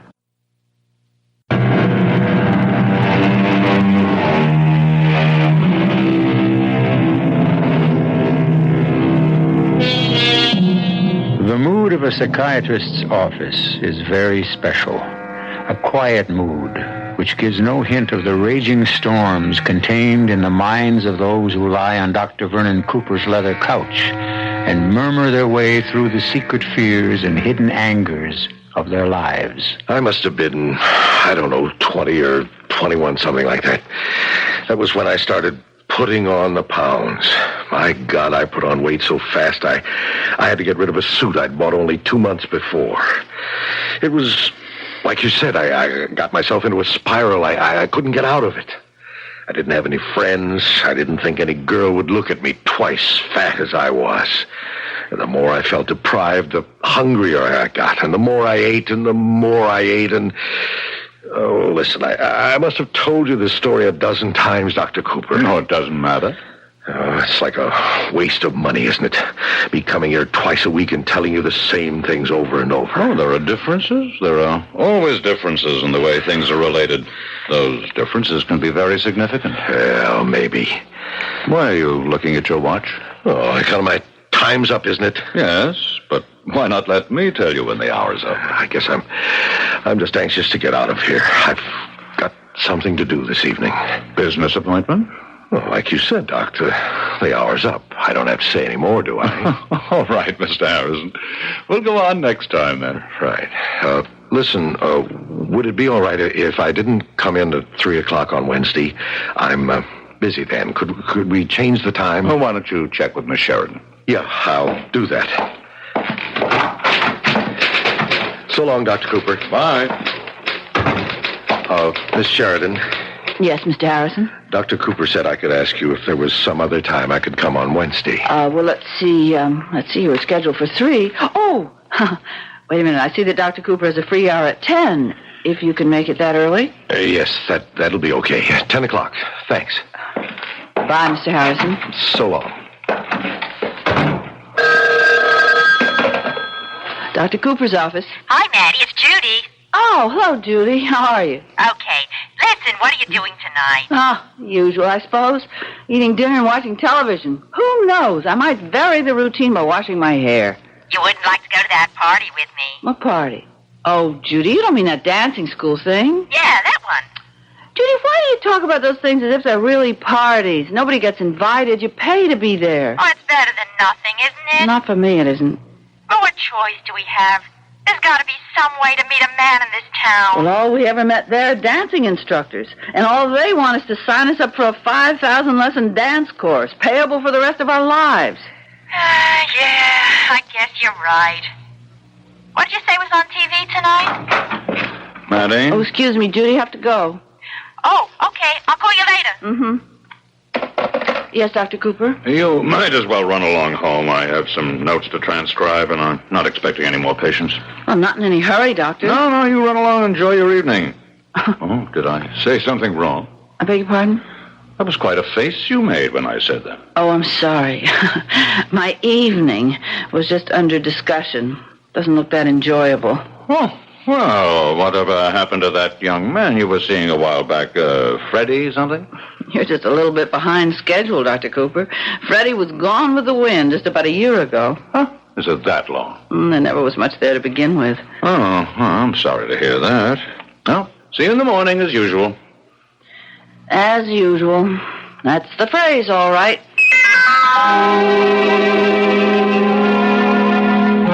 So Mr. Radovitz says to Mr. Clark, who's supposed to be handling the money around here, you or me? So Mr. Clark says, why have we got adding machines in the office if you're not going to use them? So Mr. Radovitz says, hey, Matty, are you still there? Yes, Judy, I'm here. You haven't said a word for 5 minutes. I wonder why. Listen, am I keeping you from something? Only from my dinner. I thought I had some macaroni and cheese left over from last night, but it had green mold all over it. Well, what are you going to do then? Go out to the cafeteria, I suppose. I thought you hated that place. You said it was full of nothing but tired old men. Hey, old men, but fresh macaroni and cheese. I'll talk to you tomorrow, Judy, okay? Yeah, all right. Hey, you know something? What? Right about now, I'd even settle for a tired old man. Excuse me, miss. Yes?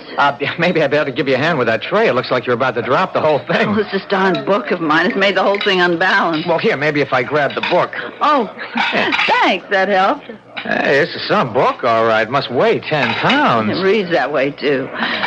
Well, thanks again. Why not sit down here at my table?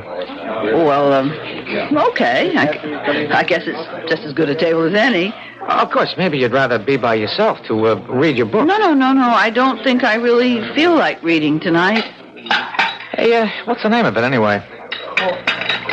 Hey, you know something? I can't even pronounce the name of it. It's called The Psychopathology of Everyday Life. Sigmund Freud. I'm sure you've heard of him. Yeah, he's a shrink or something like that. Well, he was just about the first shrink, I guess. No kidding. Hey, you must be a pretty brainy type reading stuff like this. Well, I'm afraid I only read it because I think I should. Not much of it really penetrates. Well, that's the way I feel about most books. Only I never cracked one with a title like that. Well, you see, I work for a doctor. Oh, hey, you a nurse? No, not really. I'm just a receptionist, a secretary. But I did have some training, and I thought it would be necessary in order to work for that sort of person. Well, what sort? A psychiatrist. Oh, you mean he's a shrink, too? Well, I suppose you could call him that.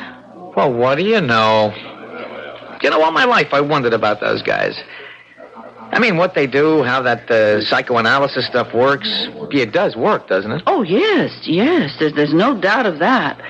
Oh, Dr. Cooper's done wonderful things for his patients. You mean he makes crazy people well? Oh, well, you can't oversimplify it that way. His patients aren't, crazy, as you say. They're disturbed, and they have problems and neuroses, and, well, an awful lot of people do. Only, not all of them seek professional help. Yeah, well, that's for sure. They're more nuts walking the street. Psychopathology? Yeah. I don't know. This kind of stuff is too much for me. Hey, you're not eating your dinner. No. Yeah, that's right. Well, then, you're not eating yours either. Well, I'm not too hungry tonight. I'm just having coffee. That's all? Well, that's all I came in for. Only I guess I'm getting a little more than I bargained for. I mean, this nice conversation. Do you live around here?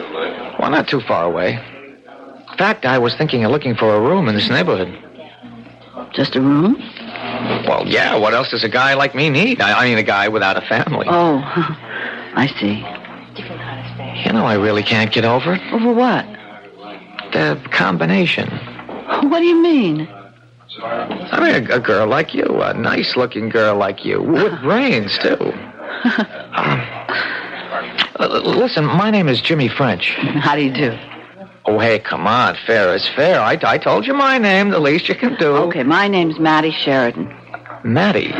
Yeah, well, the truth is my name is Matilda, but I don't care for it very much, so my friends call me Mattie. Well, fine, that's okay with me. My name is James. Well, I guess I should be running along. I gotta meet a guy downtown, talk about a job. Oh, you're not working right now? No, well, I'm kind of between things, but it'll be okay, I guess, if I just keep trying. That's the old American spirit, right? Yes, of course. It was sure nice talking to you, Mattie. It was nice talking to you. Maybe I'll see you around. Who knows, right? Yeah, who knows?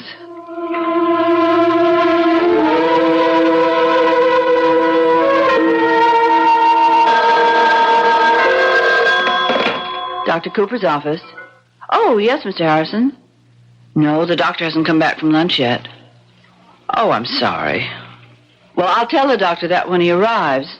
Now, will you be able to make your next appointment? Fine. I'll tell him, Mr. Harrison. Oh, Dr. Cooper. Sorry I'm back so late, Matilda. Mr. Harrison isn't here yet, is he? No, he just called this minute. He said he wasn't feeling very well, and he won't be able to make it today. Oh, yeah, I was afraid of that. Did he say what was bothering him? No, that's all he said. But he promised that he'd be here for his next appointment. You look worried, Doctor. Yeah, I am. Worried about that man. Sometimes I almost feel I should arrange another doctor for him. He just isn't making the progress I hoped for. Oh, well, if he calls again, put him through directly to me. Tell him I could fit him in tomorrow if he wants. Yes, Doctor.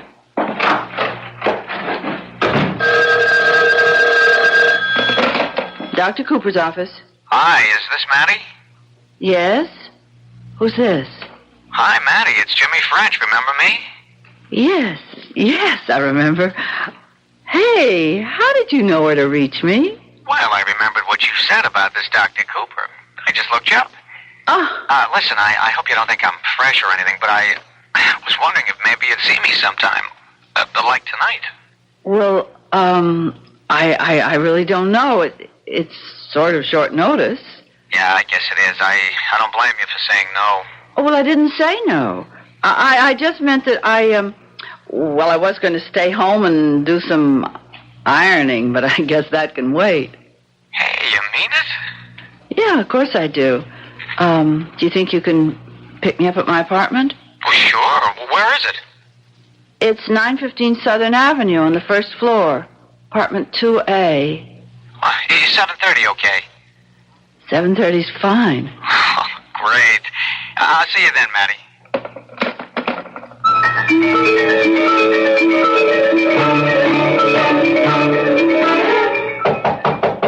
1 second.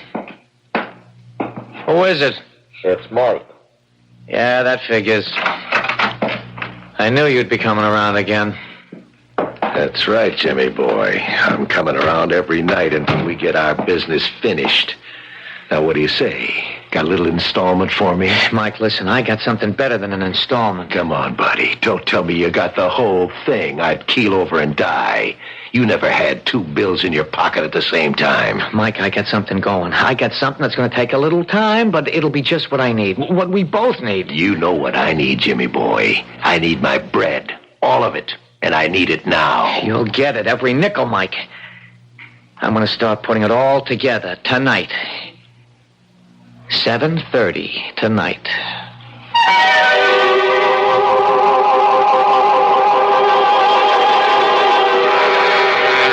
Something tells me that Jimmy French isn't the best person that Mattie Sheridan could have met in the cafeteria that night.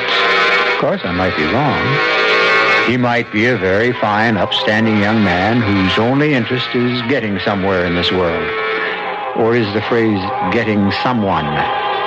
We'll find out more when I return shortly with Act 2.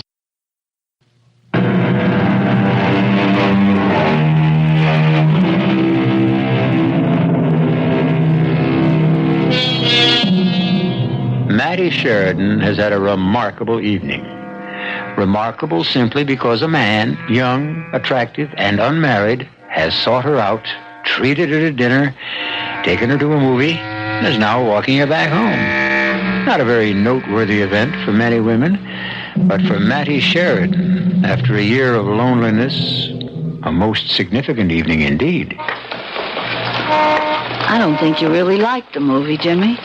Yeah, it was okay. You seemed awfully fidgety. I like it that way sometimes, fidgety. I don't know, maybe it wasn't the best way to, well, you know, get to know somebody just by sitting in a movie house watching a picture. I see. Oh, what happened about that job? What job? I meant to ask you at dinner about that job interview you went on the night we met. Oh, that. Well, that didn't work out, but I'll get something. Don't worry about me. What sort of work do you do, Jimmy? Well, all kinds of things. Listen, what time do you have? I don't have a watch. I mean, I do, but it's broken. It's in the shop. It's 10 minutes after 11. Oh, is that late? I mean, as far as you're concerned. No, not very. Well, maybe I could come in for a few minutes, huh? Yeah, of course. If you want to. I could, I could make some coffee, maybe. Well, that'd be great. Or maybe you'd like some hot chocolate. I still love hot chocolate late at night. I suppose I'll always be a child, even though I'm not a child. Tell you the truth, what I'd really like is a beer, if you have one. Yes, sure, I think I do. Swell. You like living alone, Matty? Oh, I don't think anybody really likes being alone. No, that's for sure. Hey, skip the glass. I'll drink it right out of the can. Okay. Thanks. Oh, that's good. Jimmy? Hmm? Can I ask you something? Oh, sure. Why are you having trouble finding work? Oh, I don't know. It's just the times, I guess. Well, when you say you do all kinds of things, what would some of them be? Well, I guess anything that doesn't require brains. Oh, come on. I don't believe that. You're very intelligent, seems to me. Well, thanks, but you know better, Matty. I mean, you know I'm not so good in the education department. I quit high school in my second term. Ooh, that was a big mistake. Well, mistakes can be corrected. Look, Matty, you might as well know the worst about me. When I was a kid, I was in trouble all the time, stealing cars, stuff like that. I was even arrested a couple of times. But you were young. You didn't know any better then. Yeah, I guess. It doesn't do any good to blame yourself for what you've done in the past. That just gives you guilt feelings. Yeah, Doc, guilt feelings, right? Hey, how much do you charge for an hour?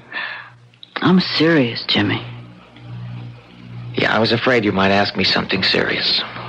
Would you rather I didn't? No, the truth is I guess I want you to be serious with me. I haven't met anybody like you in a long, long time. Then tell me about yourself, Jimmy. Okay. Why, you want to hear the rough part? I'm a nothing.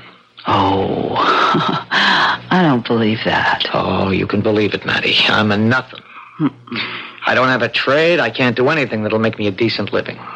I had 6 jobs this year, none of them worth $100 a week. I'm not the kind of a guy who can, well, take a girl to fancy places, stuff like that. I don't like fancy places myself. Yeah, but you deserve something a lot better than cafeterias. I mean, you're really something special, Matty. Didn't you know that? Me? Listen, I never thought a girl like you would look at me twice. But why? Oh, come on, you know, you're a million times smarter than me.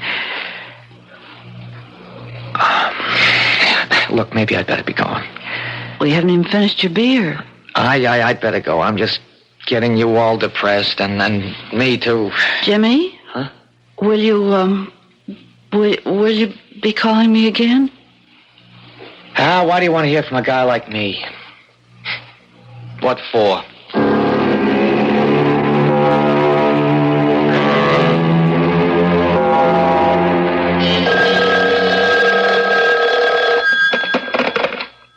Hello? Matty? Who is it? Look, I'm sorry to be calling so late. I guess you must have been fast asleep. Oh. Well, I did go to bed right after you left. Yeah, I shouldn't have done it, but I just had to talk to you again, Maddie. I hated to see things left the way they were. I don't know how things were left. Maddie, would you see me again? Of course I would. You wouldn't be just saying that, Maddie. Don't be silly. Because now you know what kind of a bum I am. I don't know anything of the kind. Listen, this is crazy, but would you see me tomorrow night, too? Yes, Jimmy. Sure, I'd be happy to see you tomorrow night.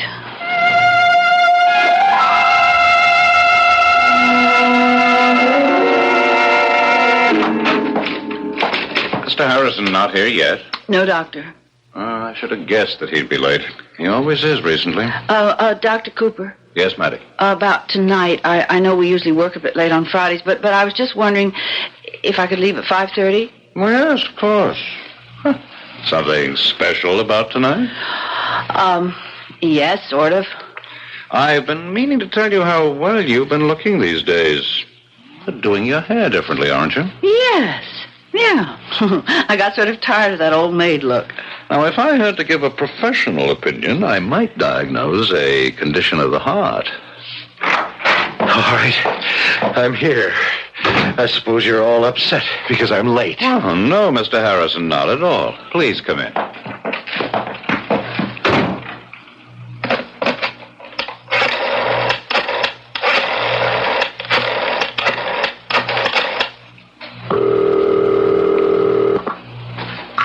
Hello? Jimmy, it's all right. My place at 7, darling.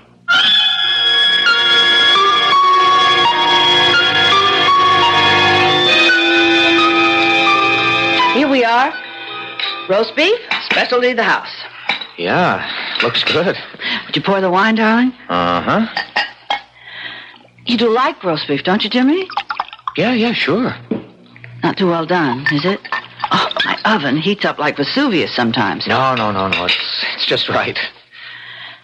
Hey, Jimmy, what is it? Now, look, I can see that something is the matter. Well, nothing's the matter. The roast beef is great. The table looks terrific. You look sensational. The only thing wrong with this whole thing is me. What are you talking about? I'm talking about me, Maddie, about me and you and all the talk about, the future. I don't know what made me start that junk. Talking about marrying when I can't even get a job that lasts more than 1 week. Jimmy, did you say marrying? Well, sure. What else? That's what I want for us, Maddie, more than anything. But you've never mentioned that before. How could I? What right did I have? I've been thinking about it so much I'm sick. You know how that is. You can think about something and get sick. Headaches right now. Oh, darling, poor boy. Why didn't you say something? No, it's not a case for an aspirin. It needs another kind of pill. A money pill. That's what it needs. Oh, Jimmy. Maddie, I told you a lie. I told you that I was a wild kid, a bad kid. That was a lie. I was just an ordinary kid. The guy I described, the crook, the punk who stole cars, the guy who got himself arrested twice. That's me now, Maddie. Right now. You don't mean that. I'm telling you the truth about myself. I'm not just a crook. I'm a cheap crook at that. Oh, I just don't believe that. Well, you better, for your sake. It's even worse than you know. I'm not just broke. I'm in debt. I've been living on borrowed bread. If I don't pay it back, I'll either go to jail or get my head busted in. Oh, Jimmy, no. Well, that's what they do to guys like me. Jimmy, listen. Listen, I have some money saved. I have a little over $300. I owe $8,000, Maddie. What? I owe $8,000. How do you like them apples? Oh, Jimmy. Yeah, I'd be some husband for you, wouldn't I? Best thing for you is to lose me, honey. Lose me. But I don't want to lose you. There has to be something that can be done, Jimmy. Well, yeah, Yeah, maybe. I've been thinking about it a lot. What have you thought? I thought that... What? I can't even tell you Oh, about please, come on, you have to. it. Okay. It's the only time I'll ever ask you to do something like this because I'm going to change right after it's over. I'll change, Maddie, so help me. After what's over? One more job. Only one, I mean it. But it's got to be something worthwhile. Now, Maddie, I want you to bring me the files from the doctor's office. What? I want you to bring me his files, as many as you can carry, only the current cases, the people he's had recently. But, Jimmy, Now, let me finish. I want to borrow those files just overnight. I'll go through them real quick. So fast you can have them back in the drawers by morning. Who knows? Maybe I'll find what I'm looking for right away. Well, what are you looking for? What good will Dr. Cooper's files do you? It's just an idea I got. I mean, this analyst stuff is pretty personal, isn't it? I mean, they have to tell the doctor everything, don't they? Yes, of course. There can't be any secrets from an analyst. That would defeat the whole purpose. Right. No secrets. So if I could see the doc's notes, if I could read through them, well, there's bound to be plenty of stuff they'd like to hide, stuff they'd pay money to keep quiet. Jimmy, you're talking about blackmailing. Your boss has a lot of rich patients, hasn't he? Now, you told me how much this analysis stuff costs. I mean, $60 an hour. They're going to be loaded, Jimmy, right? please don't ask me to do this. Honey, they can afford a few grand. It wouldn't hurt them to part with a few grand. If I could just get enough to pay off the loan and maybe a little extra for us to get started. No, I won't, Jimmy. I can't, I won't. You won't even listen to me. You won't even give me a chance. I couldn't do such a thing. I just couldn't. Not even for me? For us? No. All right. So that tells me what I want to know. Yeah, I guess you want me to beat it out of here right now, don't you? No, I didn't say that either. It just can't be both ways. It isn't fair. It just isn't fair to ask me to do such a thing. It isn't. So long, Maddie. I'm sorry about the dinner. You went to a lot of trouble, but I just don't have any appetite. Jimmy.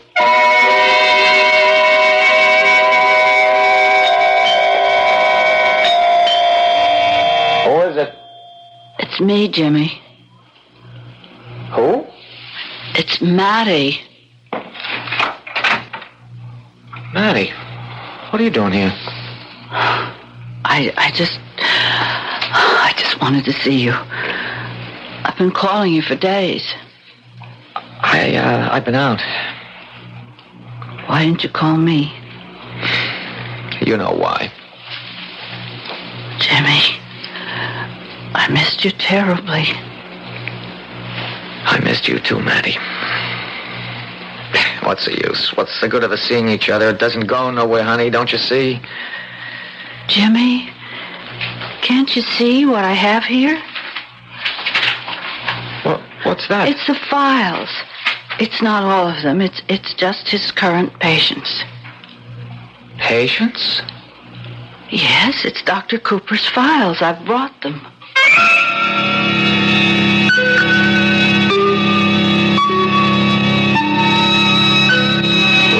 Well. They say that love is blind.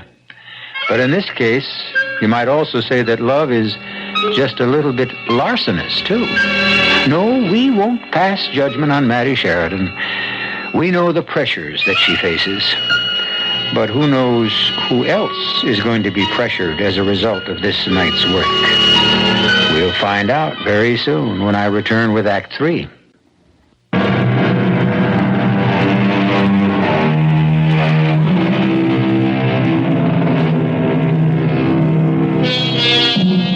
There is frantic activity in the one-room apartment rented by Jimmy French.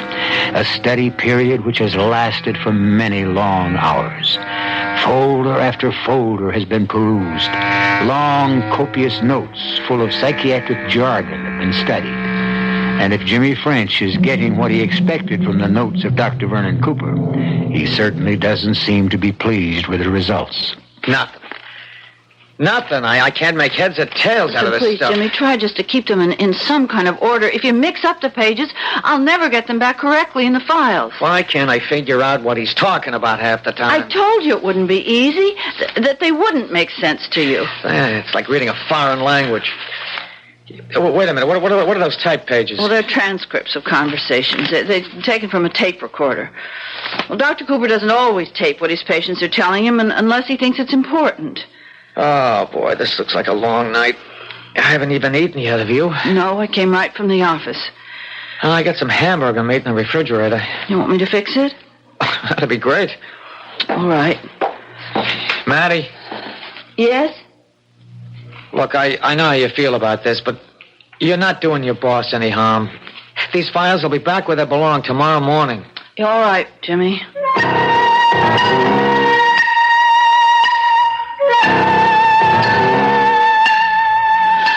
Well, it's all set.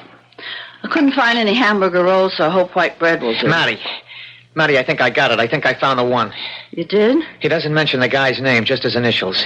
M.J.H. Now, who is he? Do you know? Who's M.J.H.? Oh, Jimmy. No, not that one. Well, why not? Who is he? Because his name is Harrison. It's Martin J. Harrison, and he's in Wall Street. And I suppose he's very wealthy, but he's such an unhappy man. Jimmy, don't make it any worse. He doesn't sound so unhappy to me. You read the stuff about him? No, I don't know anything about him. Dr. Cooper types his own notes. They're confidential. Well, I'll tell you one thing about the guy. He's got a girlfriend. He does? How old a guy would you say he is? Oh, I don't know. I suppose he's close to 60. Well, guess how old Diana is. That's her name, Diana. She's 18 years old. How about that? 18 years old. And, of course, he's married, isn't he? Yes, he's married. Diana. 18-year-old Diana. Boy, you should read the way he talks about her. You put the stuff in a book, you'd have a bestseller. Maddie, tell me more about this guy. I don't know any more about him. All I know is that Dr. Cooper worries about him a lot. He says he's one of his most difficult patients. Yeah, I can see that. Sometimes he said that he shouldn't be treating Mr. Harrison, that he isn't helping him enough. Well, maybe we can help him. Maybe we can help ourselves. Oh, Jimmy. All this is so horrible. His wife doesn't know about Diana, of course. He talks about that a lot. You know, the fact that his wife doesn't know, that it would kill her if she knew. He's worried sick about that. I mean, he's crazy about his wife, but he can't give up this 18-year-old stuff either. Can you imagine that? Please, Jimmy, stop it. You can't feel sorry for a guy like this, can you? Yes, of course I can feel sorry. Whatever's wrong with the man, he can't help himself. He just can't. That's why he's going to Dr. Cooper in the first place. Yeah, and that's why I'm going to him. Now, where's that phone book? Jimmy, I can't let you do this. What? You don't understand about Mr. Harrison. If you could just see the man, the way he looks when he comes into the office, he's so unhappy. Look, you expect me to be sorry for this guy? Yeah. I bet he's had it soft all of his life. I bet he's never had to kick around the streets like a stray cat. All right, so now he's having himself a fling and he needs a shrink to make excuses for himself. Yeah, I'm sorry, baby. My heart doesn't bleed for Mr. M.J.H. It bleeds for me, Jimmy French. Oh, Jimmy! Hey, come on, cut that out, huh? Come on. I can't help it. Oh, come on, don't cry. You can't do this to this man, Jimmy. He's sick. He's very sick. If we do something like this, we're liable to make it worse. You think I care about that? All I care about is us. But you might drive him out of his head. You might make him insane. No, baby, no.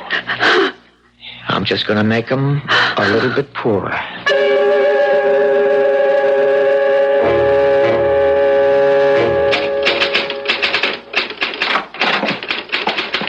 Oh, good morning, Mr. Harrison. Morning.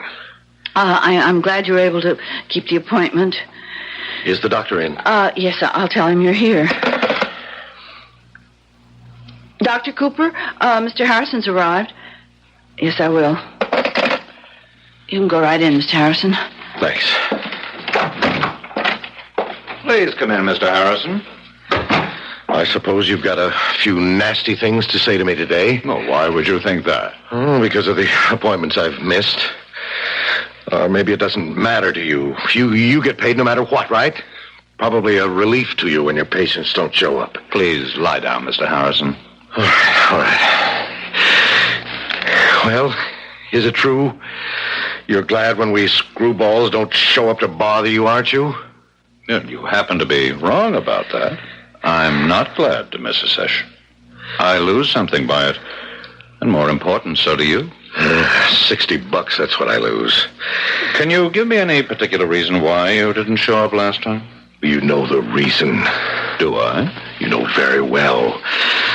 I needed a different kind of therapy, Doctor. Go on. Well, you know what I'm going to say next. I'd rather you did the talking. I went to see her, of course. Diana. I see. Took me a whole day to figure out how to get to Diana's place and stay a while. Without my wife finding out, of course. And did you succeed? Yes, I succeeded. I told her I was coming to see you. That's always a good excuse, of course, going to see my analyst. So you see, you do come in handy sometimes, Dr. Cooper. You're worth $60 an hour even when I'm not here lying on your couch. I'm on somebody else's couch. You don't really consider me an excuse, do you, Mr. Harrison? No, that's not what I meant, Doctor. You know what I meant. Please continue. Anyway, I made sure that Elizabeth didn't know where I was. I always have to make sure of it, that she doesn't suspect anything. I told you what it would do to her. She's a sick woman. That heart of hers is held together with tissue paper. Did I ever tell you how sick she is? Yes, you've told me. It would kill her if she found out about Diana. She'd just lay down and die. I can't have that happen, Doctor. She's everything to me. She's my whole world. Well, I know what you're thinking. If she's my whole world, what am I doing with Diana? That's what you want to know, isn't it? If you can answer the question, please do. That's just the thing. I can't answer it. I don't know every time I see that rotten little 18-year-old tramp. Tramp, that's all she is. Jailbait. And yet, you continue to see her. I've got to. I can't help it. I've got to go on seeing her, Dr. Cooper. She's got a spell on me. A hex of some kind, I swear it. And yet, oh, God, if Elizabeth ever knew, if she ever found out, it would kill her. My wife would die. And then I'd die, too.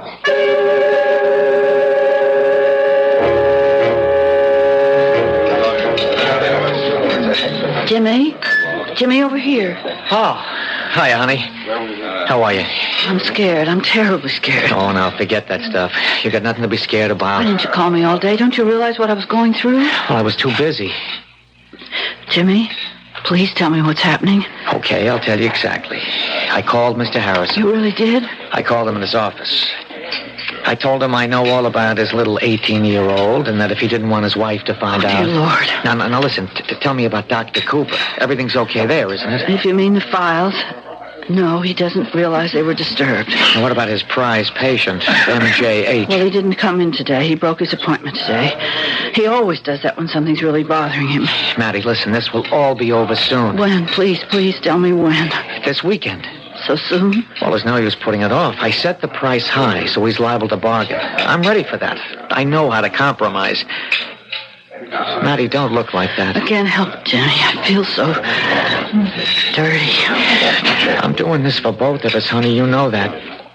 Tell me you know it. Yes, I suppose I know it. And you love me too, don't you? Say it, Maddie. I love you, Jimmy.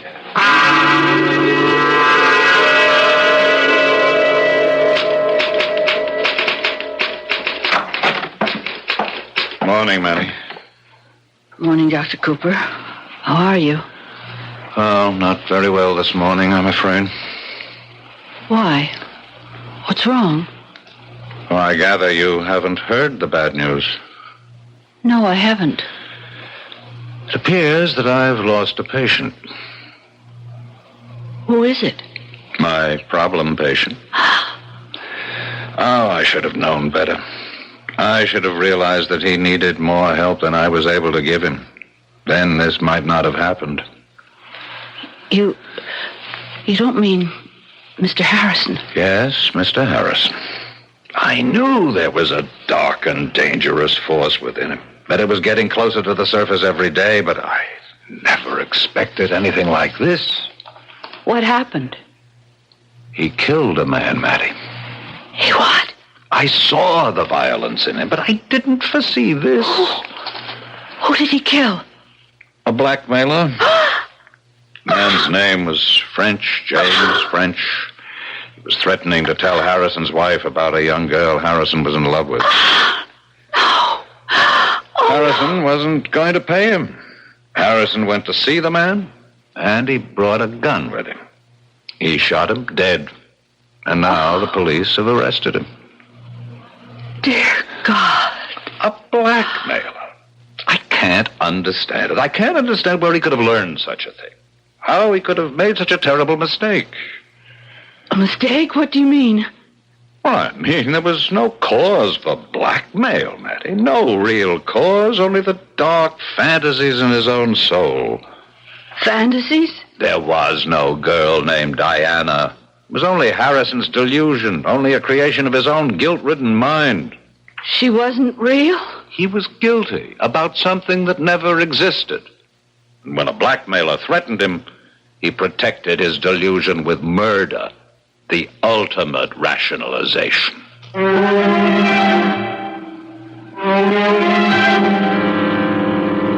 The ultimate rationalization. And suddenly, Mattie Sheridan's dream of the future is destroyed.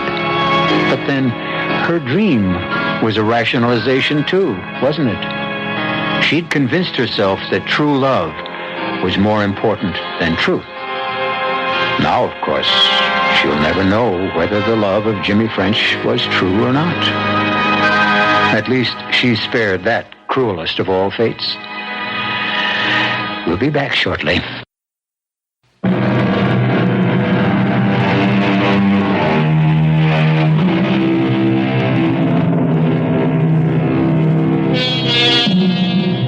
We hope you've enjoyed this little journey into neurosis, blackmail, and murder. They're the typical sort of menu on the Radio Mystery Theater, as our loyal audience has already discovered. We plan to bring you more of the same bill of fare in the future. Now, if you'll excuse me, I have to see if I've managed to oil the creak out of our door. Our cast included Augusta Dabney, Jack Grimes, Alan Hewitt, Robert Maxwell, and Joan DeMarais. The entire production was under the direction of Hyman Brown. Now, a preview of our next tale. There's nobody in there. I'm telling you, there's nobody in there. What happened to my husband? What did they do to my husband? Now, calm down, ma'am. Think. Are you sure this is the same? I'm sure. I know. Don't you try to talk me out of it. I know. I was here exactly 1.5 hours ago. I was here. This place was open. This service station was operating, and there was a man here, Frank. How do you know his name was Frank? Because the name was written on his shirt. Look, ma'am, I don't know what's going... I want my husband. Now, what happened to him? Ma'am, try to hold on to yourself. Don't pass out, please. Don't faint on me. I wouldn't know what to do. Here, let me help you back to the cab. Leo, what did they do to Leo? Radio Mystery Theater was sponsored in part by Buick Motor Division and Anheuser-Busch Incorporated, Brewers of Budweiser. This is E.G. Marshall inviting you to return to our Mystery Theater for another adventure in the macabre. Until next time, pleasant dreams.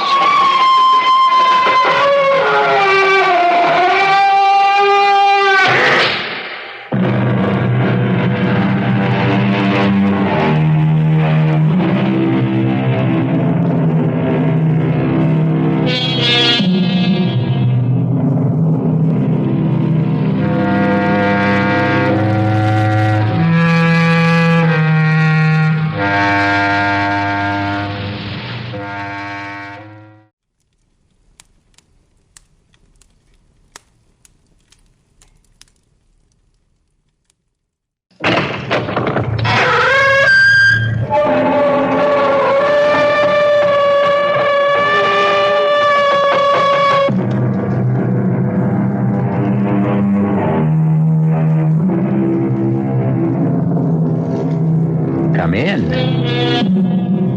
Welcome. I'm E.G. Marshall.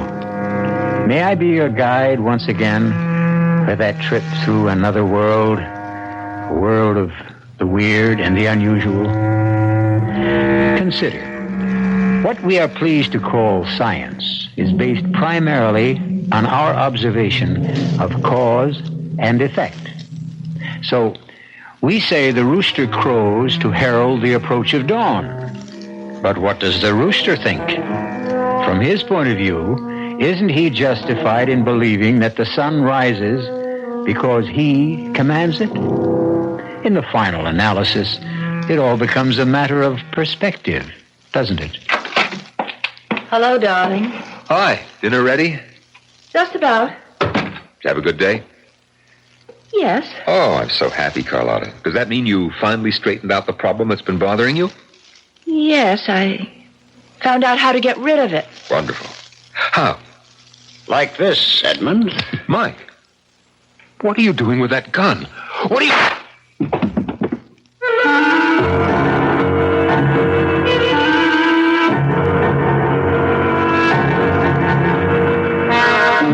Our mystery drama, The Deadliest Favor, was written especially for the Mystery Theater by Sam Dann and stars Norman Rose and Marian Seldes. It is sponsored in part by Buick Motor Division and Anheuser-Busch Incorporated, Brewers of Budweiser. I'll be back shortly with Act One. The poet said, "He that dies pays all his debts." And while this may be true, it is neither a practical nor a popular way to discharge one's obligations. And yet, how can we ever hope to pay the vast accumulation of debt that accrues during our lifetime? Well, this has nothing to do with money.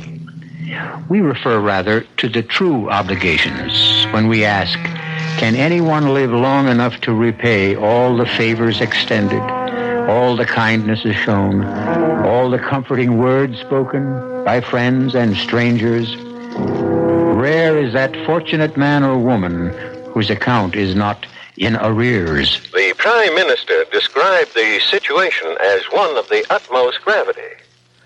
And now, let us go to the West Coast, where they are having a fantastic premiere of that super-sensational million-dollar epic, Kiss of Blood. This is a premiere like they had in the good old days. Everybody who is anybody is here. Yes. Oh, yeah, that's a long way from here, Carlotta, baby. A long, long way. I made myself this bed. I'll just have to learn to like it. Live with it. Hello, darling. Hi. Anything exciting in the news? Man said there's going to be a war, I think. Well, that's not new. Hungry? Mm-hmm. Steak and salad, okay? Okay. Do you have a good work session? No. Oh, I'm sorry. What's the problem? I don't know. That first draft is due in 2 months, Edmund. Yeah, I just can't seem to get it down. Well, why not? I can't concentrate. Up here? A million miles from no place. Maybe that's why. Well, but you're the one who wanted to get away from the hustle and the bustle and the hurly-burly. Yeah, believe me, I don't miss it. I'm happy to be up here. Then why can't you write? Because, well, Carlotta, because I've got a guilty conscience. I feel guilty about you. Me? Mm-hmm. See, I don't need people. I don't need parties, a theater, opening nights. I don't either. But, Carlotta, you were always so... I was always... what? Always in the middle of it, in the middle of a whole world of excitement and glamour. No, darling, I wasn't in the middle of it. I was on the fringes. I was merely one of 2,470,000 aspiring young actresses. And that's just 1 year's crop. Yeah, but I have a feeling it must be so dull for you up here. Dull? I can read, I can paint. And I get the feeling that I'm dull, too. Edmund. No, dear, let me say this. I'm just a writer. Just a writer. You're the best, And I'm not even the kind of writer who gets his name in the paper. Well, not the part of the paper anybody bothers to read. Oh, darling, you mustn't run yourself down. My book, my latest book, what is it concerned with? You said you'd explain it to me. Well, in this book, I explore the pupal and the larval stages in the development of the caddis fly. Oh. Exactly. Oh. Oh, but I'm sure it must be very interesting. Really? To whom? Well, to those people who would be interested. Mm-hmm. Well, you find it exciting, don't you? Well, yes, because it is exciting.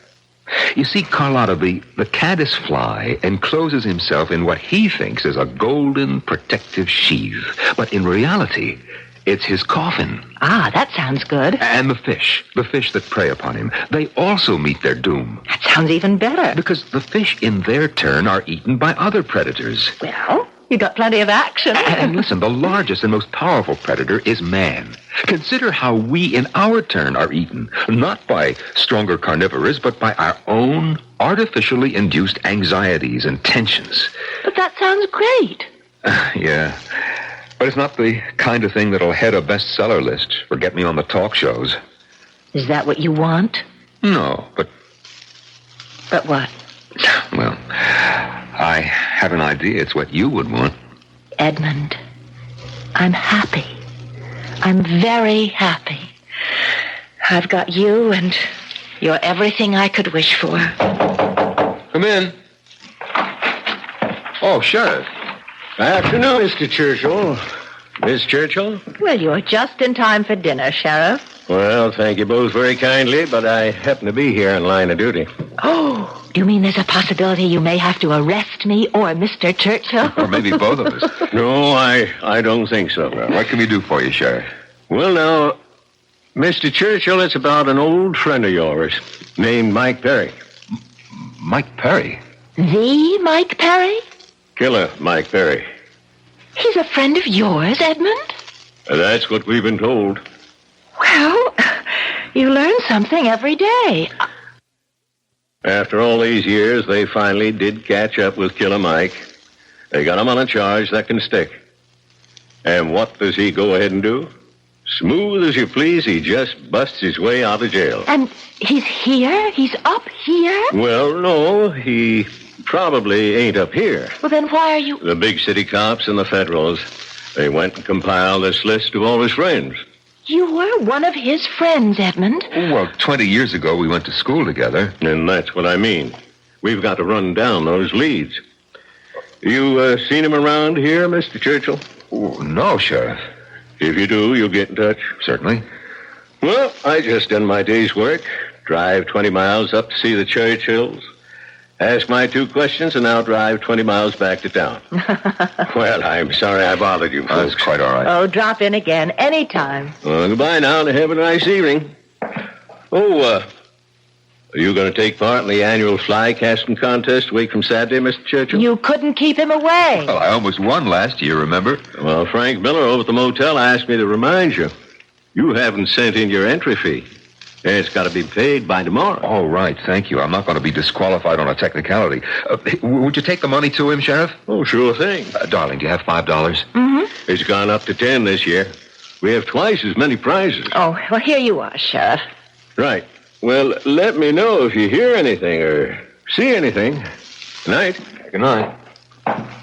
Edmund? This gang leader? This Mike Perry? How could he possibly have been a friend of yours? Well, we were roommates in college. No. He's an educated man, Carlotta. Then how could he... Rob? Kill? I don't know. And how could you associate with a gangster? Well, he wasn't a gangster in those days. Actually, he was a history major. Oh, darling, do you know something? If this were a movie, that door would open right now. And he'd storm in here with a gun in his hand. No, he wouldn't do that. He'd knock on the door, and he'd politely ask permission to come in. And he'd say to me, "Well, Eddie, I'm here to collect." Collect? What? The debt I owe him. What? What do you owe him? Well, it's hard to say, Carlotta, on the face of it. I owe him $3,000. $3,000? $3,000 can mean a little or a lot. Depends on the situation. To me, it once meant life itself. But you never told me. It was tuition and living expenses for my senior year. There would be a job waiting for me in June. A job in research. A job I dreamed about. But I would need the degree. Well, my uncle, who was executor of my father's estate, gambled away the money. And are you about to tell me that Mike Perry gave you the $3,000? Yes. Where'd he get the money? He robbed a bank. He what? Yeah. He robbed a bank. But he came into my room that day and he said, Eddie, nobody has the right to be that down in the mouth. You look as if you're ready to hang yourself. And I said I was. And he said, kid, tomorrow morning, I'm going to lay that $3,000 right in your hot little hand. And he did. And when I asked him where he got it, he told me. He robbed a bank. And you believed him? Oh, he did. I said to him, how could you? And he said, they got plenty of money. They'll never miss it. But for you, it's the end of the world. And you took that money? I took it because at that time, without that money, it would have been the end of the world for me. But Carlotta, I'll tell you this. I repaid the bank. You did? After I sold my first book. I sent them $3,000 in cash. Anonymously, of course. Oh, well then you don't owe anybody anything. No, that's not true. I'm still indebted to Mike Perry. Well, I'm sure he doesn't need your $3,000. They say he has millions. Well, I don't owe him the money, exactly. You see, what I owe him is a favor. What kind of a favor? I don't know. Whatever he asks. Well, what could he ask of you? Well, when he gave me the money all those years ago, he said, Eddie, one day I'm going to come to you for a favor. Maybe to save my life, the way I just saved yours. And you better be good for it. Well, there isn't anything you can do for him, Edmund. It's all ancient history. It's 20 years. That's so long ago. That's another world. Yes? And so much has happened to both of you. Oh, listen, I'd venture to say he doesn't even remember you. He just can't get used to the idea. What idea? What idea? Edmund, the idea of Mike Perry being a college man and your roommate. When was the last time you saw Mike Perry? When? Or can't you even remember? Oh, yeah, I can remember. The last time I saw Mike Perry was about 30 minutes ago.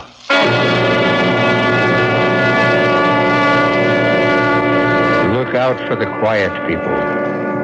At any rate, Mike Perry, a lord of the underworld, has come to this remote mountain area to collect a debt of 20 years standing. But is Edmund Churchill ready, willing, and able to pay it? I shall return with further news of the principal and interest shortly in Act 2.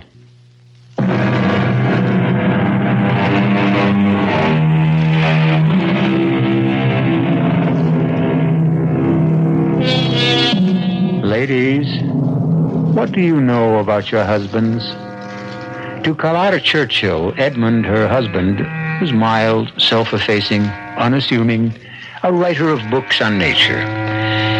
Now she has discovered that Edmund is providing refuge for Mike Perry, an underworld overlord who is a fugitive from justice. Why? Well, it seems the two men are old friends. He's here?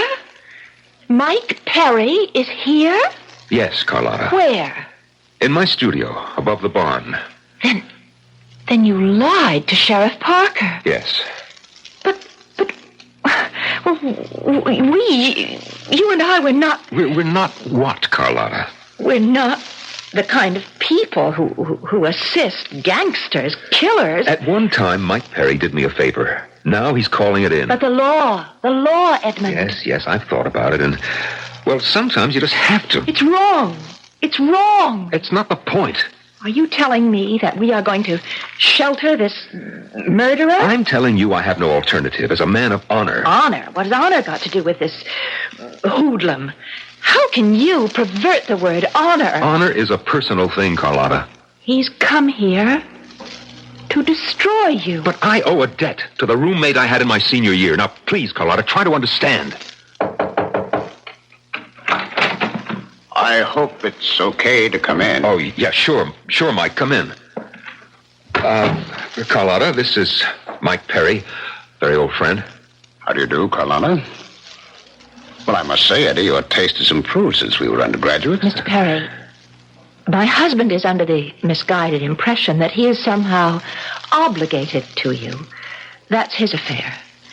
If I had my way, I would call the police. You would? Why? You stand for everything I find evil, vicious, and depraved in our society. Well, surely not everything. Well, darling, why don't I help you with dinner, huh? I'm particular with whom I break bread. If you care to feed Mr. Perry, you'll find something in the refrigerator. Meanwhile, you'll excuse me, I have a headache.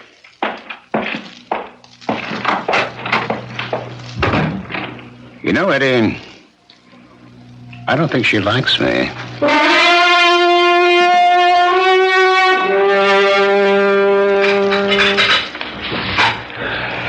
Good morning, dear. I prepared breakfast. Just coffee for me. Where's the gangster chieftain? I put him in the spare room. Carlotta. Yes? Carlotta, there are certain laws that one does not violate. The law of hospitality. And it doesn't matter who a man is or what he does if he's a guest under your roof. He's a guest under your roof, Edmund, not mine. Good morning. Morning. Did you sleep well, Mike? I always sleep well. Oh, one might think you have a clear conscience. Like some breakfast? Well, I can help myself, thank you. Oh, I've been up for hours. I did some pages. Now I'll cast a few flies, sharpen up for the tournament, and maybe catch a few rainbows for lunch. I'll see you both later. Well, alone at last. If you'll excuse me, Mr. Perry. Oh, no, don't go. If my presence is so distasteful, I'll leave the table and have breakfast later. Thank you. Tell me, Carlotta, why do you hate me? You flatter yourself. I have contempt for what you are, but hate, that's too important an emotion to squander. Well, I'll say this for you. You don't squander it. You invested very carefully. You lowered the boom on me last night. You said I was everything vile and evil and depraved. It's true. Well, it's immaterial. Those are only words, but I saw something that you didn't see when you said that about What me. do you think you saw? The flush in your cheeks, the fire in your eyes. Well, of course. I was angry. Yes, I know. But show me a person who really hates something or someone. I'll tell you why. They hate because they're afraid. Afraid of what? Of themselves. They instinctively know. They're fascinated by that something or that someone. Are you saying that I'm fascinated by you? Aren't you? No, don't answer that right now. Because you're probably not aware of it. Just yet. Hello? Morning, Miss Churchill. Oh, good morning, Sheriff. Mr. Churchill about? He's fishing. Is it important? Well, just tell him I gave Frank Miller his entry fee, and he's all set for the contest. Yes, I'll tell him. Oh, is there any news about the escaped gangster? Not a whisper. Although they do think he may be headed toward this part of the country. Oh? When it comes to hiding out, this is as good a place as any, and better than most. Keep an eye peeled, will you, Miss Churchill? Well, of course. Bye now. Goodbye. Thank you. For what?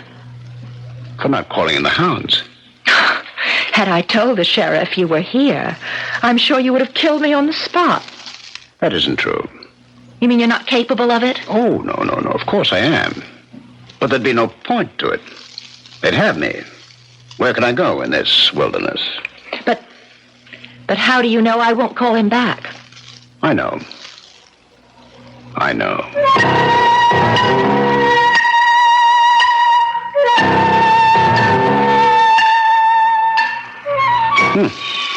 You've got a good highlight on the cliffside there. And your shadows are remarkable. What are you... What am I doing here? Well, I thought I'd take a walk. You're not a bad painter. What would you know about it? Oh, I'm quite a patron of the arts. Haven't you heard? Oh, I can imagine. No. People like the Medicis and the Borgias, they robbed and they killed. Yet they practically financed the Renaissance. You know, you have delusions of grandeur. Why did you quit? Quit what? The theater. I was never in the theater. Oh, that isn't true. I saw you in a play. It was 10 years ago. I'll never forget your performance. You have developed flattery into a fine art. It was a great performance. What happened? Nothing. Tell me the truth. I told you. Nothing happened. I had a bit part in an off-Broadway play. I had one scene, and I stole the show. And the critics raved, and... and that was the end of it. It couldn't be. I never got another job. That's impossible. No, it's the way things can work out or not work out in the theater. So I decided to go back to school and get a degree and maybe teach. And you married your professor. That's right. And you've been miserable ever since. That's not true. Now, go ahead, tell me. Tell me you've been deliriously happy. Nobody is deliriously happy in this world. That's not true. I am. You? Oh, yes. Because I live. Every second of every minute of every hour. I have everything I want. But you can be shot down at any time. And you can get hit by a truck. You abdicated from life. I'm reconciled to it. Reconciled? You? I saw you on the stage. I saw fire and ice. Excuse me. Where are you going? I'm going back to the house. Yes? Please, I said I'm going back. Well, of course. You know why? You're afraid. Afraid of what? Of this? Let go of me. Please let go. Oh, now, who are you kidding? Oh. Now, I'll let you go. I despise you. Oh, sure.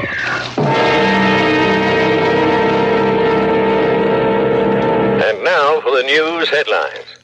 There is still no word on the whereabouts of Mike Perry, who escaped from federal custody in New York last Monday. It's believed he may be headed west.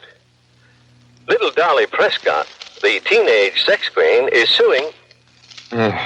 Not so good. Oh, they'll never think to look here, Eddie. You can't tell. Look, don't walk around in the open. They may be patrolling in helicopters.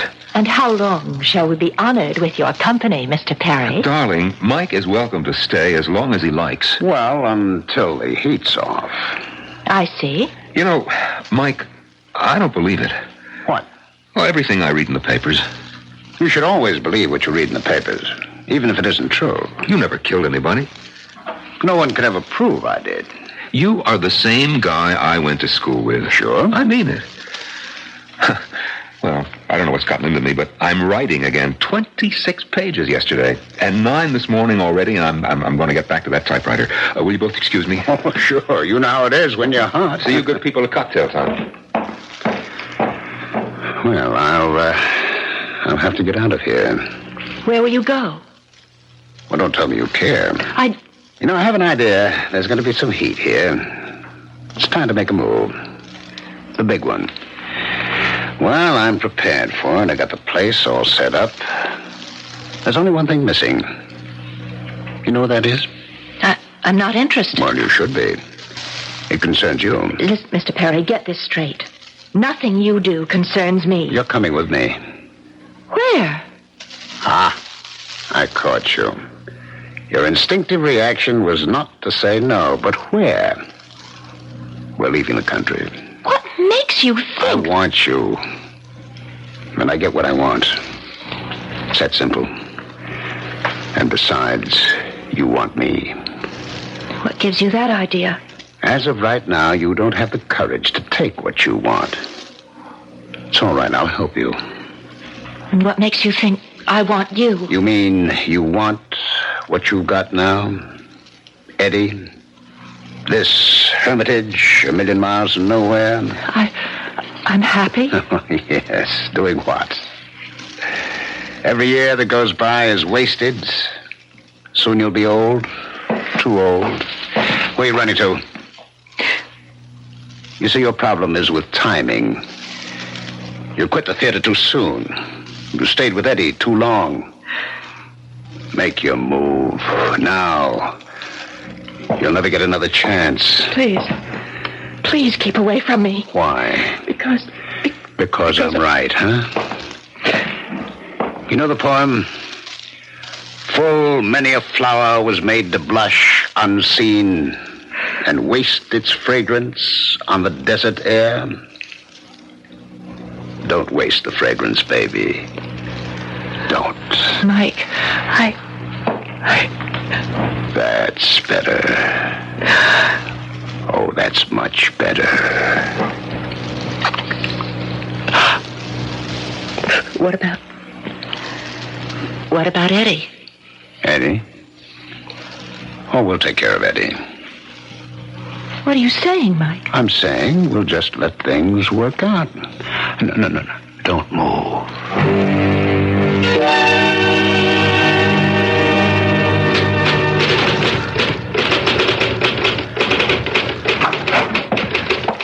Edmund. Shh. Let me just finish this paragraph. I know just how I want to say this, and if I stop, Carlotta! What did you do? I want you to listen to me. You could have torn that paper. Edmund, please, I beg of you. Pick up that phone right now. Why? Do it. All right. Now, when the operator comes on, ask her to give you the sheriff's office and tell Sheriff Parker that Mike Perry is here. Carlotta, how can you ask me? I won't ask you again. I should hope not. I won't have the strength. You know, I don't understand you at all. Please call, please, before it's too late. Too late for what? Too late for what? Nothing. Nothing. You mean you became so excited over nothing? I tried. Oh, Edmund, I tried. Whatever happens, at least I did try.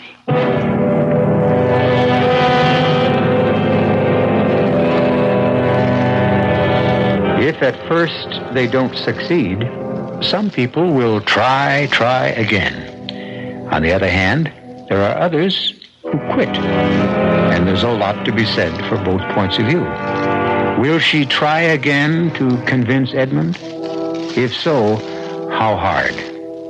Everything will be revealed in good time when I return shortly with Act 3.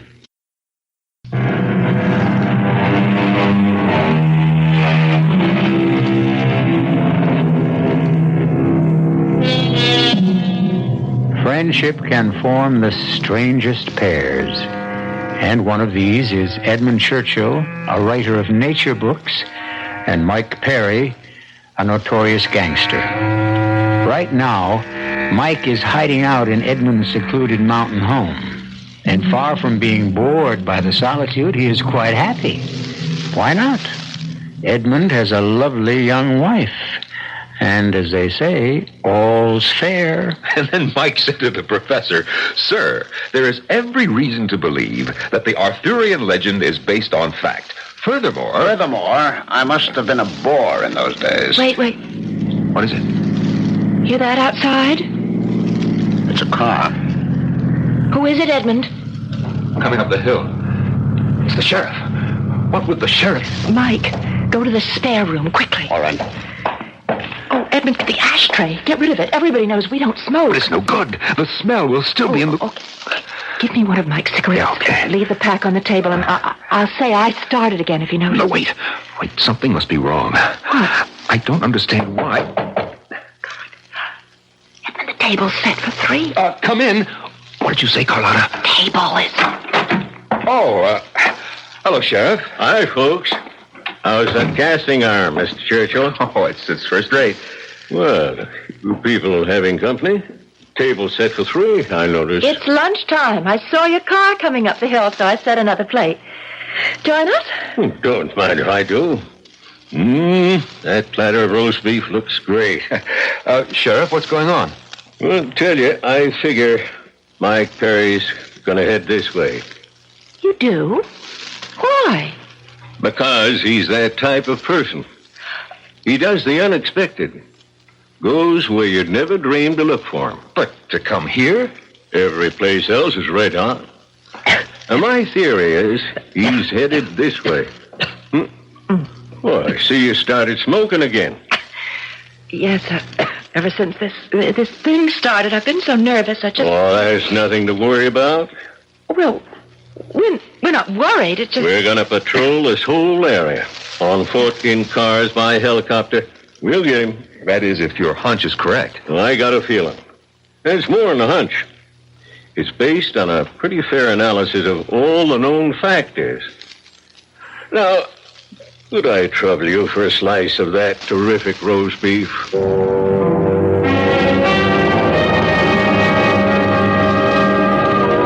Morning, Carlotta. You slept late. Where's Eddie? Fishing. That's become a big thing with him. He's got the contest coming up on Saturday. We have to get out of here. Mike. I don't like that sheriff. Oh, he's just... Just what? A hick constable? Don't sell him short. He makes smart moves. Where could you go? Where could we go? Remember that we. Well, where? Out of the country. But what's the good? You'd be extradited. What for? Well, for... I'm not wanted for crimes like murder. All I have on me is income taxes. Maybe embezzlement. There are plenty of places where they can't extradite you. But... Come with me. But... Edmund. I said we'd take care of Edmund. No. Carlotta, come into a new world. The world of the people who have power. It's a world where rules have no meaning. But Edmund's such a good person. Good, bad, they mean nothing. You do what must be done. And I'm not sure that I can. Then stay here. Oh, Mike, Where we're going, I have a palace, a yacht. There's nothing you can't have. Name it, it's yours. But I don't want just things. I'll buy you a theater, your own company, act, star. Oh, Mike. Everything, anything, Mike. Yours for the asking. This is my world. I want to share it with you. But what's supposed to happen to Edmund? Edmund must be taken care of. You mean killed? There's nothing personal involved. I even like Eddie. No. There's no other way. When he finds out we're gone, he calls the sheriff. Now, look. I've been told there's only one road out of these mountains. Yes, it leads right through the main street of Council Forks, 20 miles from here. Well, we'll have to chance it. No, it's dangerous. At night, late. I'll wear a hat. I do look a little like Eddie. We'll be moving pretty quickly. Yes, we'll go as soon as it gets dark. The stores will be closed. No one will be on the streets. Mike, it's still a 3-hour drive through these hills before we get to the turnpike. Suppose the sheriff should call here. He won't. Oh, how can you be sure? Call him. And here's what to tell him.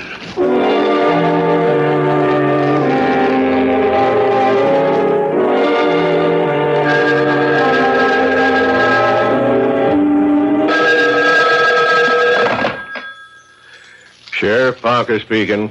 Oh, Sheriff, I just called to tell you we're leaving. Leaving? When? This evening. We received a call from Mr. Churchill's agent. He has to be in Hollywood by tomorrow afternoon. Will we be seeing him on the screen? Well, you'll be seeing characters from his book. Well, good luck. And we won't be back for, well, I don't know how long. Well, maybe it's for the best. Might have been dangerous if that gangster fella showed up. We'll see you when we return. Goodbye, Sheriff. Bye now. Oh, tell Mr. Churchill I'll get back. Miss Churchill? Miss Churchill? Well, I guess she hung up. It doesn't matter. I can catch them when they come through town.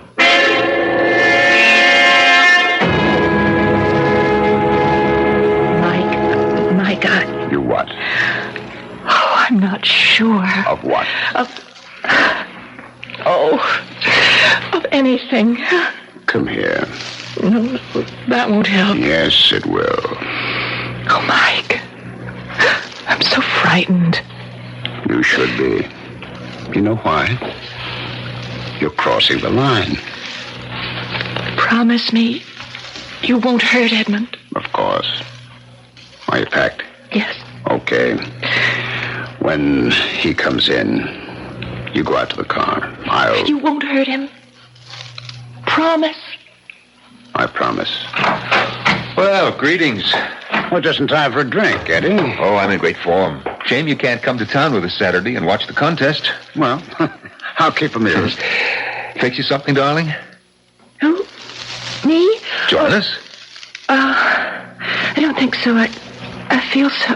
it's a little stuffy in here. I think I'll get a breath of fresh air. Listen, Carlotta. I appreciate this. What? Well, what you're doing. It's plain you have no use for Mike, and you're going against your code of morality.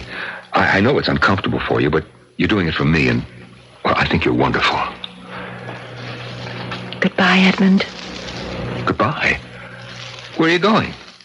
Oh, just for a walk. Well, Mike, here's to us. Yes, Eddie. To us.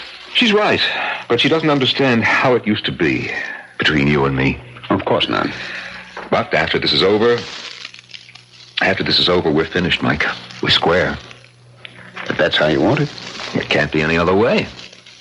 That's right. It can't be any other way. Mike? Mike, what are you doing with that gun? Well, you see what I'm doing. I'm aiming it. Mike, why? Because I have no choice. As you said, it can't be any other way. Why? I mean, why do you want to kill me? I don't want to kill you, Eddie. I have to. And therefore... Mike, it's me. It's Eddie. If you stand still, Eddie, you won't feel a thing. Mike, no! Mike! You killed him! Yes, I killed him. You promised! I promised I wouldn't hurt him. And I didn't. He died instantly. Oh, no. Oh, I didn't realize. Yes, you did.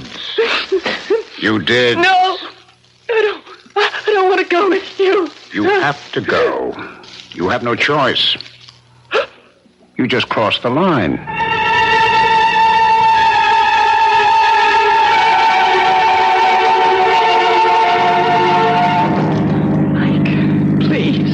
Close. Now, dear, please. I have to drive with two hands, especially when we go through town. Oh, slow down. The local cops love to pick up people for speeding. Not much of a town. Well, we chose the right hour. All the stores are closed. People have finished dinner. The movie won't break for at least an hour. I'm so nervous. It's all right. Everything's all right. Edmund, I'd never stop being sick. You'll be okay.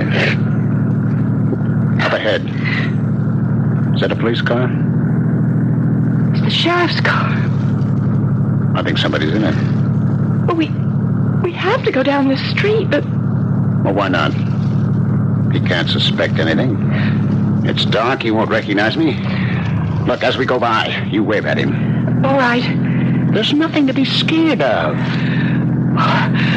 Now, give him a loud, cheerful goodbye. And a big wave. Hi, Sheriff. Hi, Miss Churchill. There. You see? There's nothing to it. We're in the clear. You don't have to look back. Mike, he's pulling away from the curb. Well, okay, that doesn't mean he's after us. Mike! He's following us. Now, don't panic. Maybe he's heading someplace else. Where? This road leads away from town. There's nothing for more than 80 miles. He's after us. Why? I don't know. What do you mean you don't know? You know everything. Shut up. He's after us. He's gaining on us. I'll lose him. He wants Oh, God. Hold the wheel. Hold the wheel steady. Steer. Don't shoot at him. I got a gavel. He hasn't got the radio yet. I can stop it. Don't. Steer to the right. No. Hold the car steady. They're firing back at us. They're shooting back. Get away from the wheel. Yes, Move away.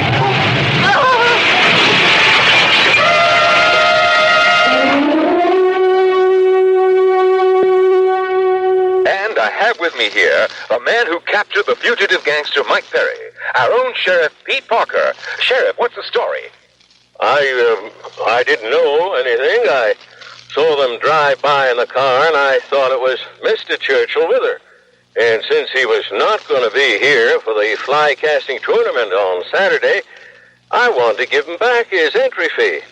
After all, it was $10, and that don't grow on trees, you know.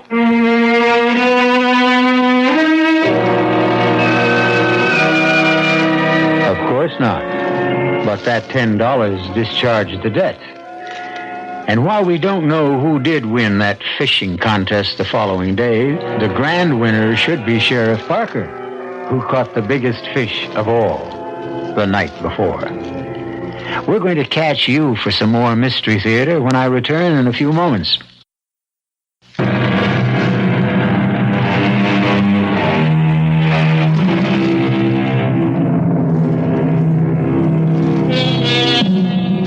Certain emotions slumber inside each of us. We lead lives that may have nothing to do with our true desires. And then one day, a Mike Perry can arrive to awaken a Carlotta Churchill. Well, we certainly hope there are no Carlottas among our listeners. And if any of you are even contemplating a Carlotta-like move, tune us in instead. You'll get all the vicarious enjoyment with none of the actual penalties. Our cast included Marian Seldes, Norman Rose, Ralph Bell, and Dan Ocko. The entire production was under the direction of Hyman Brown.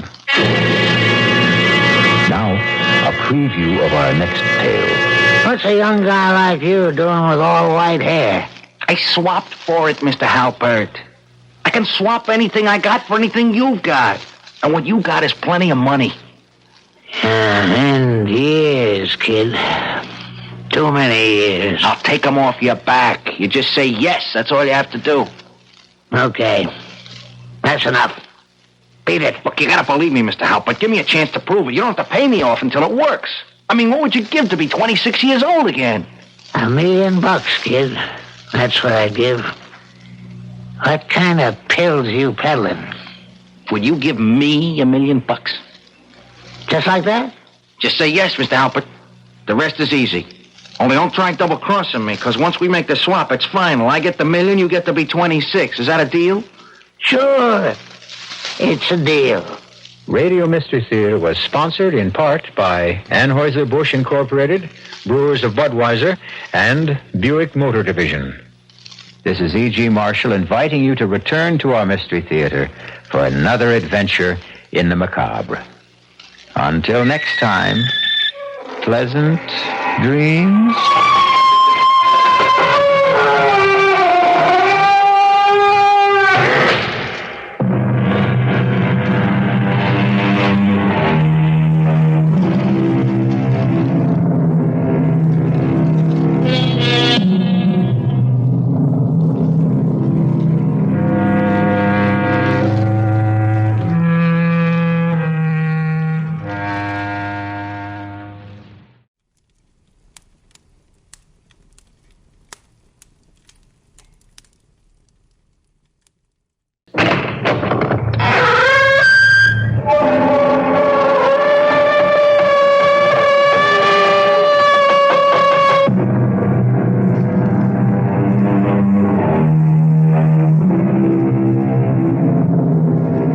Come in.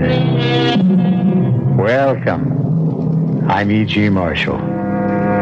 For 75 years, from the late 18th to the middle of the 19th century, was the heyday of the writers of the Gothic story. Here is one of the most popular, which the great composer von Weber used as the libretto of the opera Der Freischütz. And appropriately enough, it begins in a graveyard. William, don't let that gun touch my headstone. Sorry, Mother. You have much to be sorry for. I could not help it. Mother, I love her. I must. You broke your sacred oath, sworn on my deathbed. You will have cause to regret it, but more so the bride who will never be yours.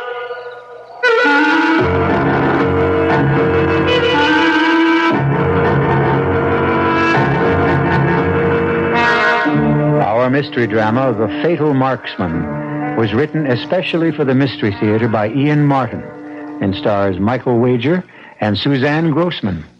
It is sponsored in part by Anheuser-Busch Incorporated, Brewers of Budweiser, and Buick Motor Division. I'll be back shortly with Act One.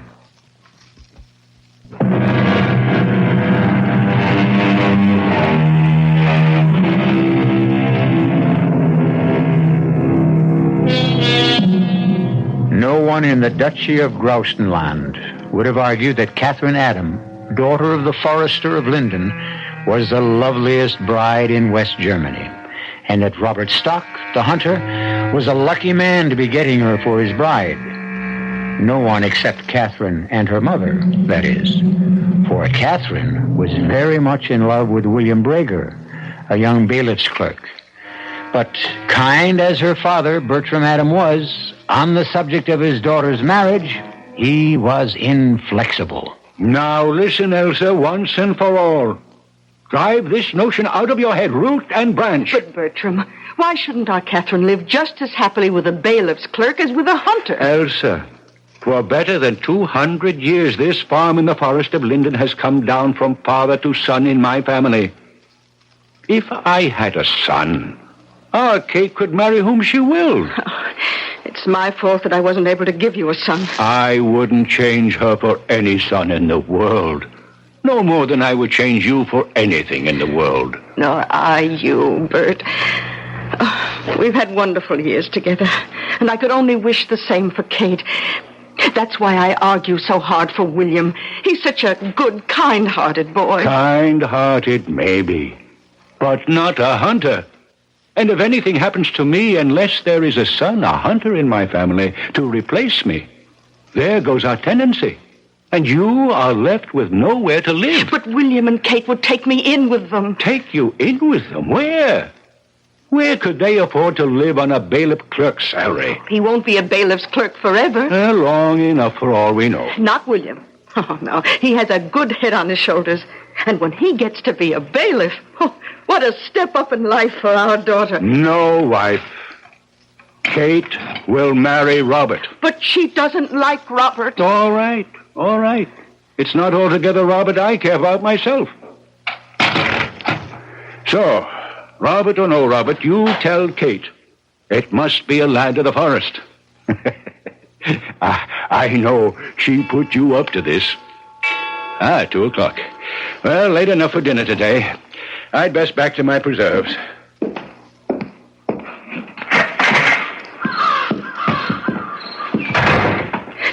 Kate, you can come out now. Well, did you hear? Enough to know he won't agree. He has his reasons. He's just a stubborn old man, and I'll never forgive him. I've run away. Oh, hush now. You don't mean anything you're saying. I do. I'll never marry anyone.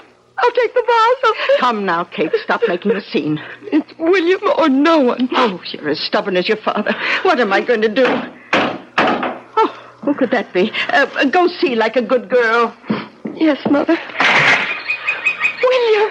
Kate. Darling. Oh, Kate, your mother present. Will, take me away, please. Kate, My father won't let me marry you. He says I must marry a hunter or no one. Is this true, Frau Adam? I'm afraid so, William. You see, we only hold the farm as tenants, and here Adam his title of forest ranger, only so long as there is a hunter in the family to pass them on to. Which means that Kate must be married to a forester. Tell me, love, would you prefer me as a hunter or a bailiff? Oh, I wouldn't care what you were, darling, as long as we could spend our lives together. Well, you can't suddenly turn yourself into a hunter within a few weeks, William. Don't be too sure of that, Frau Adam. Oh, what do you mean? I can't tell you now, but could you give me your word to keep the Herr Adam from betrothing Kate to anyone for 3 days? How can that help? There's a place I have to visit where I was born, and a question I must have answered before I can let you know. What?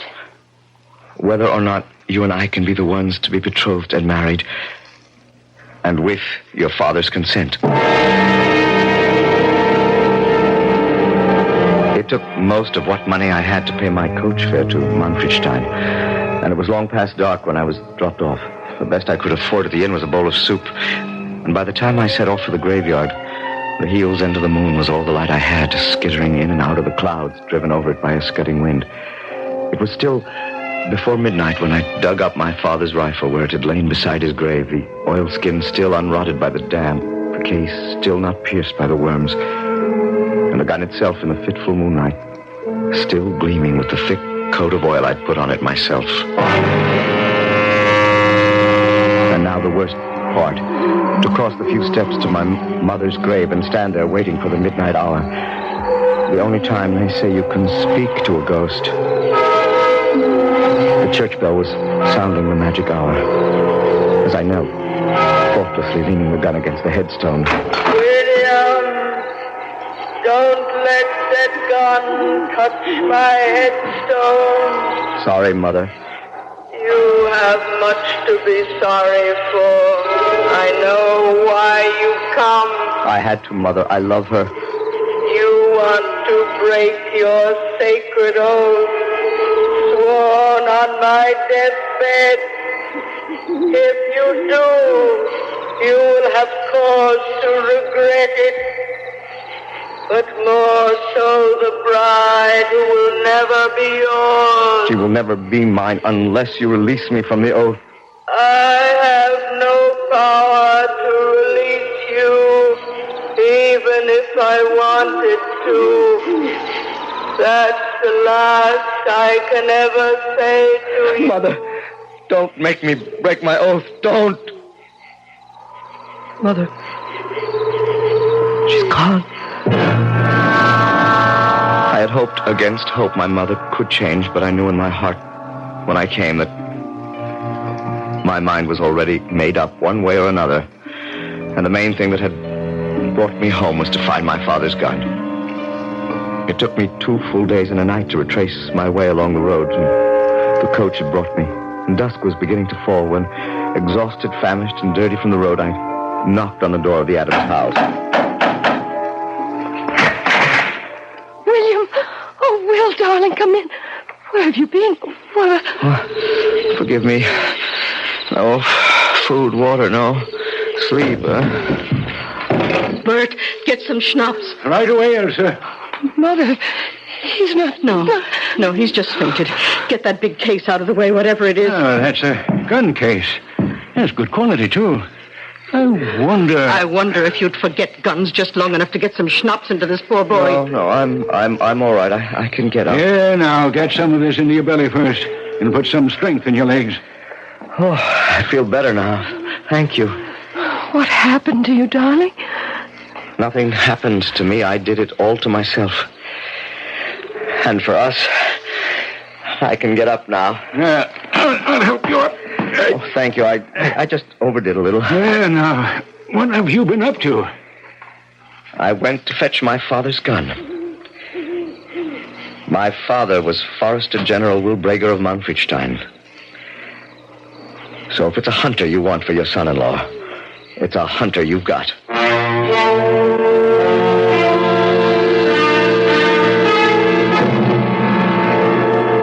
Kate, will you come away from that window and help me get the meal ready for those men? They should be home soon. That's why I'm watching, Mama. And doing a little praying, too, I suppose. That Will shoots straight and true. He must be very out of practice. From the way he handled his gun this morning when they were getting ready to leave, I don't think it'll take him long to get his eye back. Oh, Mama, are you sure? Who can be sure? The proof is in the pudding. Oh, which reminds me, the dough for my apple strudel, if I let that too long in the oven. Oh, Will, my darling, shoot true. Straight and true as my love for you.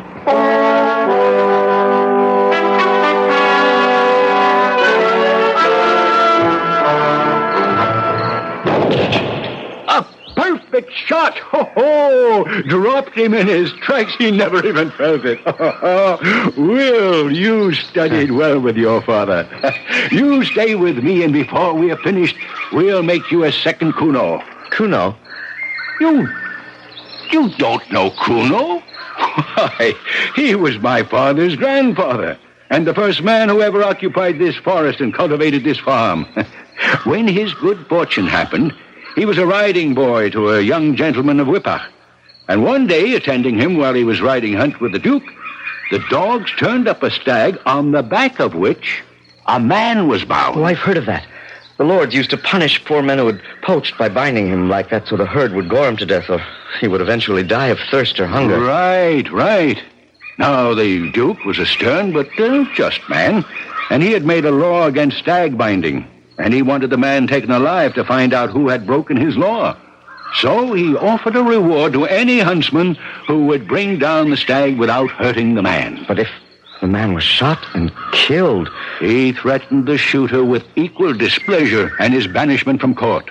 I'll wager none of the nobility were eager to take that gamble, but Kuno did. Aye, lad. That very man whose picture you might have seen hanging above the mantelpiece of the house. Oh, I noticed him all right. He had an eye like a hawk. And nerves of steel. Well, just as the stag turned into a thicket, he clapped his gun to his shoulder and fired. At that same moment, out rushed the stag, staggered and fell, and the man, unwounded, save for some scratches. And the reward was the farm and the title of forest ranger. To Kuno himself and his heirs forever. Oh, what a magnificent reward for one shot. Aye. So thought many people, especially those who had been afraid to take the risk. And so gossip started. And since it was the nobility mainly who wished to save their faces, what did they do but persuade the Duke that Kuno's shot hit the mark through witchcraft and the black arts? But surely the Duke knew what a fine shot Kuno was. Well, it was the quickness of the thing, you see. Kuno could line up a target as fast as lightning, but the others argued that it was so fast he just fired at random. They said he never took aim, which makes it a devil shot. A devil shot never fails of hitting the mark. But the Duke didn't take away the farm. No. But from there came the regulation that every descendant of Kuno's must fire a probationary shot that drops the deer before he's admitted as tenant. If I may only know that Kate might be mine, I shall practice every moment to make sure I cannot miss. Good lad. After today, you have my confidence. Suddenly, the sun went out.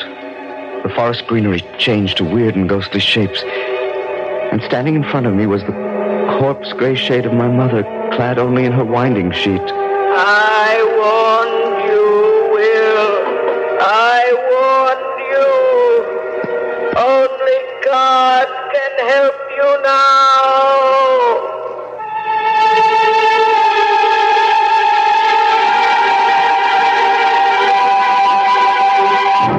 With everything he wants in the world almost within his grasp, this spectral wraith of his mother seems to threaten Will with disaster. Or is she only a figment of the imagination, the prick of conscience in a young man's mind, already overtired and heady with excitement of the oath that circumstance is forcing him to break? I'll return shortly with Act 2.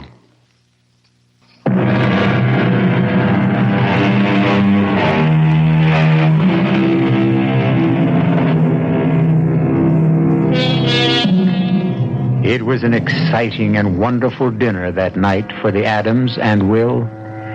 In the warmth and regard of his future father-in-law, the unutterable delight of his bride-to-be, Will was almost able to forget that frail, grieving wraith who had faced him in the forest. But as day succeeded day, and the time of the trial drew nearer and nearer, the memory of his dead mother and her agony over his broken oath haunted him more and more. Will? Darling, what brings you home so early? You can see. Oh, not an empty bag again. What's the matter? What's happened? Kate, darling, I don't know. I'll have a deer in my sights and the gun will misfire. I'll come upon a partridge at point-blank range and my shot will veer and hit a tree 3 feet to the left. I swear I think that gun is enchanted. You're just having a run of bad luck. It happens to every hunter, even Father. Not like this. And the worst of it is he's blaming it now on sheer heedlessness on my part. He thinks that all I think about is you. Well, at least some of the time you do, don't you? Oh, Kate, I have to struggle very hard to keep you out of my mind. I love you so. And that makes it even worse because I'm beginning to think my fear is affecting my shooting. What fear? I fear that your father will change his mind and that he'll withdraw his approval of our marriage. But he knows how well you shoot. You proved it to him that first day. Your hunting bag was bulging, and you dropped that great stag whose antlers hang there beside my ancestor Kuno's portrait. That was 1 day out of 2 weeks. What you have done once, you can do again. For me. Here, Will. Here's your gun. It still lacks 15 minutes of 3, and the sun is still high. For me. For your Catherine. Bring me a heart. Take the dogs to be sure to round up one. And my heart and my prayers to bring you luck. By heaven, I will. Or not show myself again.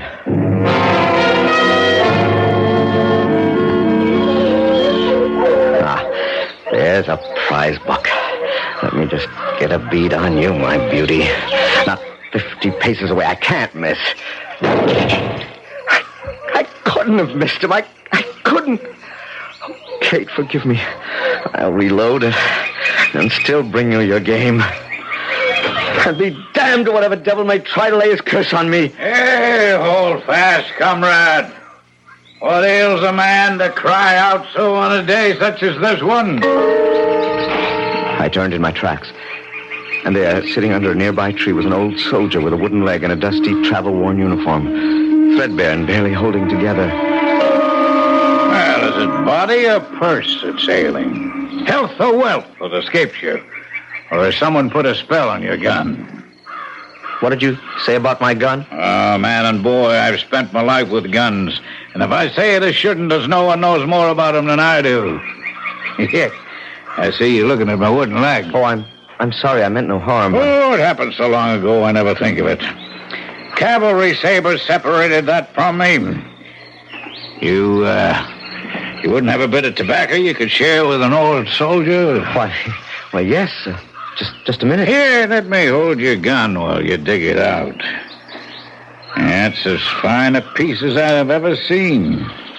No man could have missed that buck with this unless it had been charmed. Oh, I never thought on that.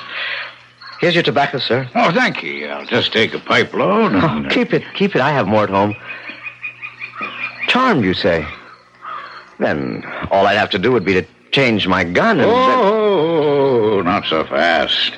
If the spell has been proper laid, you'll have no better luck with any other gun. Oh, I can't believe that. If no gun I put to my shoulder will shoot true, how then can I ever be a forester? Draw near. I like you, lad, for your generosity, and I'll pose you a riddle, for which, if you have not the answer, I'll give it to you. What riddle?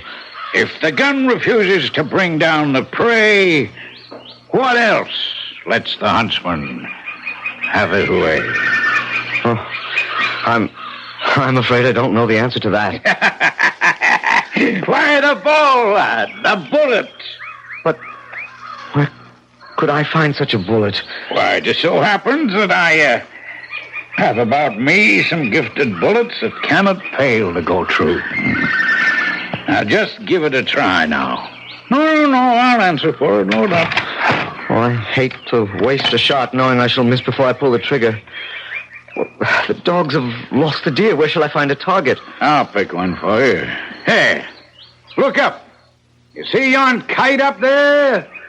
Bring him down. Oh, well, not only is he almost out of range, but he's but a speck. I can scarce see him. Still take aim and fire, never doubt. Well, what have I got to lose? That's the spirit I like. Fire away! I hit him. 'Tis no surprise. But where would one find bullets like these? Oh, 'tis not difficult to cast them. Here, here's a few braces of my bullets for you in exchange for the tobacco. Try another. I don't know how to thank you. Hey, lad. You'll find your own way. See that hair? Drop him. I hit him. Old soldier, how could I... Oh. I turned to thank my benefactor again, but he had slipped away into the forest as silently as he had come. One mistake I made. I shrank from telling anyone, not even my beloved Kate, of the gifted bullets. Oh, Ilse, now. So much for your nonsense about enchantments on Will's gun.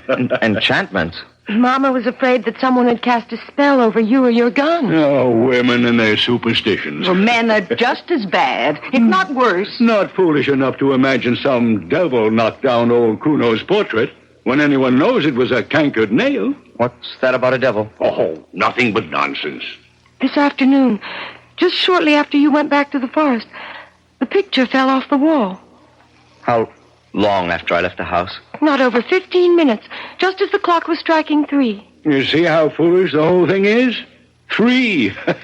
The luckiest hour of the day. Lucky for me, at least, I thought, remembering that it was just about the time I met the old soldier.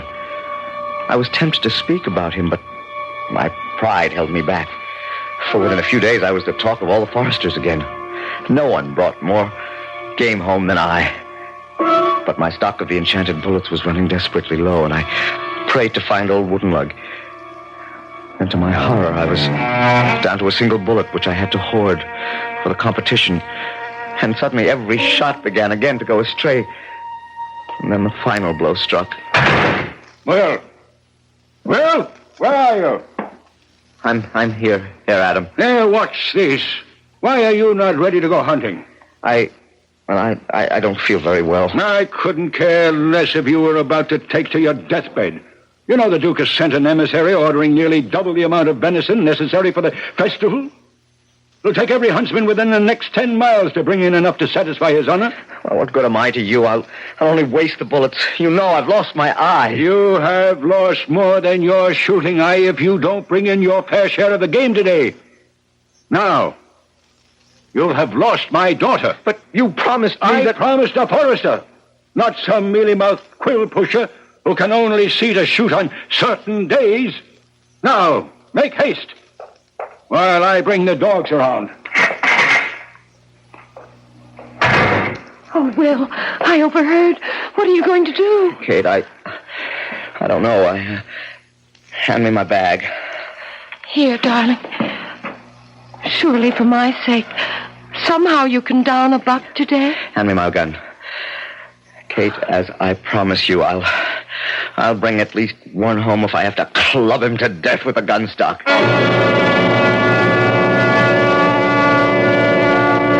I threaded my way through the trees in despair. Kate, I had resolved, to me was lost. Which way to lose her? To use my magic bullet now and escape her father's displeasure only to fail the competition shot? Or to hang on to the bullet for the Duke's competition? Of a sudden, a ridge away through the trees, I saw a herd of deer coming. Automatically, I loaded the last precious bullet in the breech, aimed my gun, but still my finger refused to squeeze off a shot. Fire away, boy, fire! You'll never have a better chance. I promise you you'll hit not one but two. Coming down the hill towards me, waving encouragement, old wooden leg. And secure now that I could get at least one more charm bullet, I turned and fired. He was right. I dropped not one, but 2 roebucks with 1 shot. I turned to hurry and meet him and greet him, but... There was no sign of him. He was gone as if the earth had literally opened up and swallowed him. And all my hopes with him. What a shot, Kate. You should have seen your husband-to-be. You would have been proud of him. $2 at 1 shot. One might almost think it was a magic bullet. Oh, women and their superstitions. Is that what happened, Will, eh?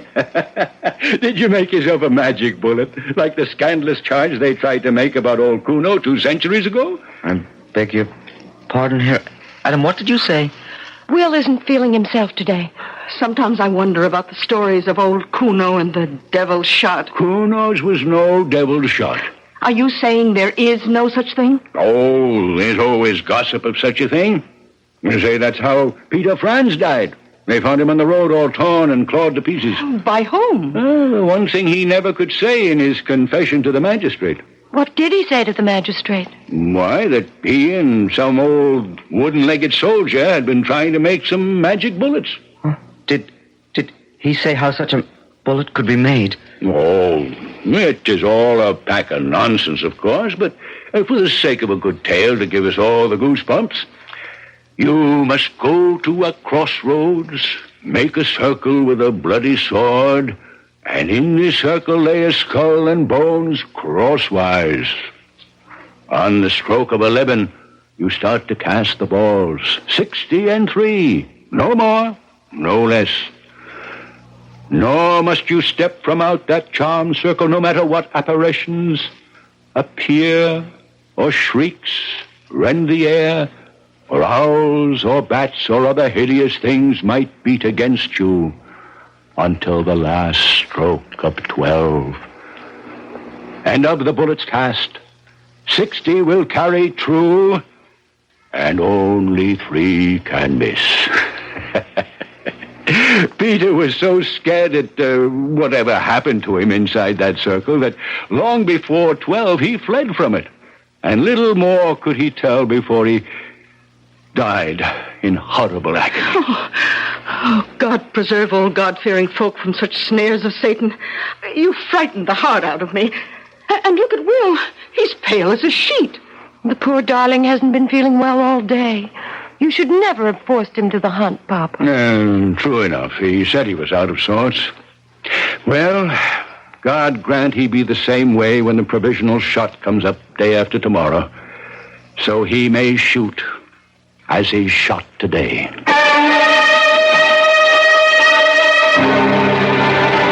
But Will Brager, knowing now the secret of the bullet that could not miss, would sleep little that night. Knowing what preparations he had in mind for the morrow and what he planned to do, he knew that this night might well be his last above ground. I'll return shortly with Act 3.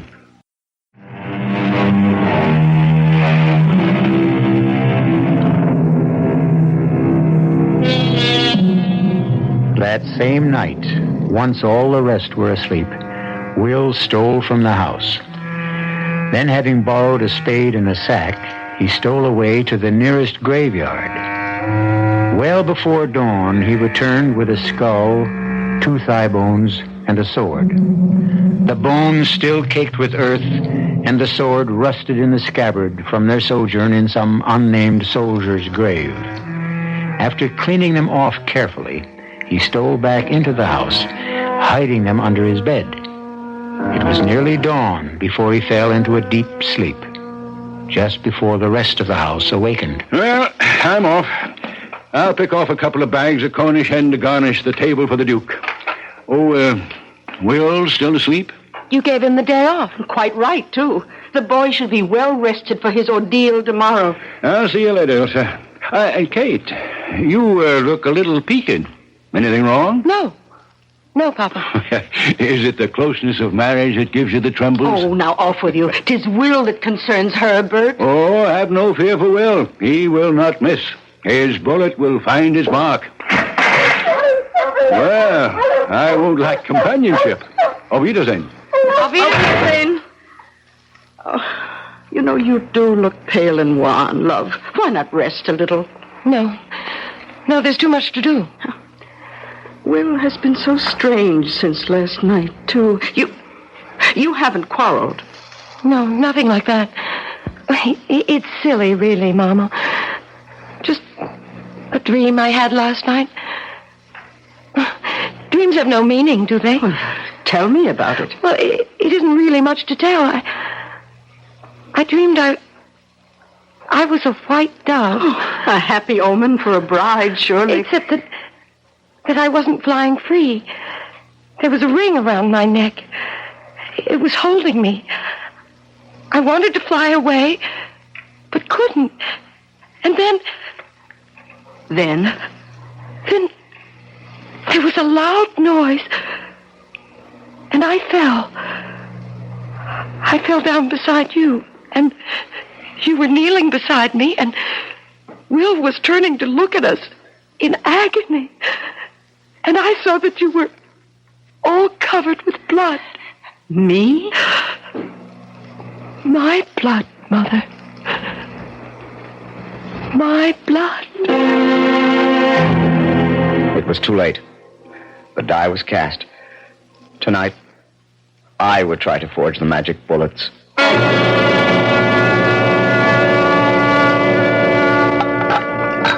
So, a little wine for all of us. For this night, we will keep the bridal feast. Tomorrow 'twould be impossible with the Duke and his retinue here. This is our last chance as a family, before the wedding, to dine confidentially and affectionately. Prosit. Prosit. All the best of luck. Prosit. Prosit. And all the best of luck. But it is tomorrow. The young people will be happiest. The Duke has insisted the vicar be there. And the moment Will has passed his examination... Kuno's picture has fallen again. What the devil can be the matter with that nail? Kate, there's blood on your face. It's nothing. The corner just grazed my temple as it fell. Let me see. No, it's already wiped away. Please, let's begin the wedding feast. We've waited too long already. Instead of a feast, the evening was a nightmare for me. By 8 o'clock, I was getting desperate. How could a man steal away from his own bridal festival? Then with the last strike here, Adam broke it up, and we all, after exchanging kisses and handshakes and hugs of affection, went to bed. It was a long, long wait for me until at last 9 o'clock struck, and gathering the lead bullet mold, coals, and all the other requisites into my sack, I stole quietly downstairs and out of the house. I was less than 200 yards from the house when I heard the rapid patter of feet catching up with me. Will, where are you? Kate, go back to the house. Where are you going? Somewhere you cannot follow me. You're running away. Running away from you? What would make you think that? That bag over your shoulder. Don't you want to marry me? Want to? Oh, God, Kate, if I can't be married to you, then I don't want to live. That's how I feel about you. Then go quickly back to bed and leave me to do what must be done. If I let you go now, I may never see you again. I'm going so we can be together for the rest of our lives. We're starting that this minute. I'm going with you. You can't. You don't understand. There's terrible danger. If you can face it, so will I. How can I explain it to you? There isn't time. You can explain to me on the way to wherever we're going. I will not allow you to come. Now, you listen to me. I want to spend my life with you. But in the light of the moon, I can see the shadow of possible death in your eye. If it's death you're to find tonight, then I choose to find that with you. Whatever our future is, it lies together. Now, shall we get started? And you can explain to me what it's all about as we go. It was a long walk to the crossroads, but even at that, I was still finishing my story to a cafe struck dumb by the time I had drawn my circle with the bloody sword, spread the bones, and started my cohort. 10 o'clock had struck on the church steeple long ago, and it was hard by 11. All was in readiness. as the moon buried itself deeper and deeper in the clouds. There was a faint pattering of rain that hissed on my ladle where the lead melted in the heat. And all about were the sounds of Staats and howls and other horrible, light-shunning things that came and went as Kate clung to me in dismay. Oh, Will, I should never have been the cause of your breaking your oath to your mother. My mother would forgive me, I know. Kate, there's still time for you to go. It's already too late. The hour is striking. Yes. Now remember, Kathy, no matter what you hear, no matter what you see or feel, don't step out of the circle till we're done. Remember. I remember. A prayer. Oh, God, if Will has offended you, he did it only for love. And for what he is about to do, forgive him. For if he were not to have me, or me him, I would be ready to take my own life. Too late.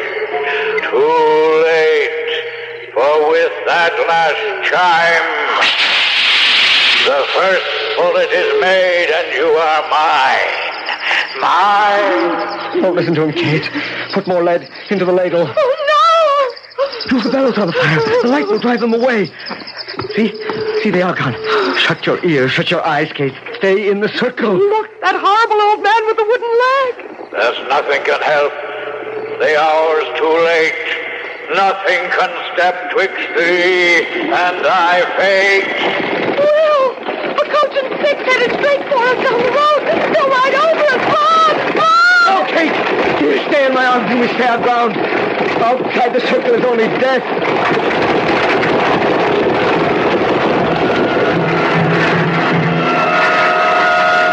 No use describing the rest of that hellish hour. The coach, reaching the circle, soared into the air to vanish, as did a ravening, slathering, huge, hairy boar that charged down at us from the crossroad. And all the while I molded the bullets while Kate kept the lead liquid for me. By my watch, it was almost 12. And as the 60th bullet was cast, the clock began to strike.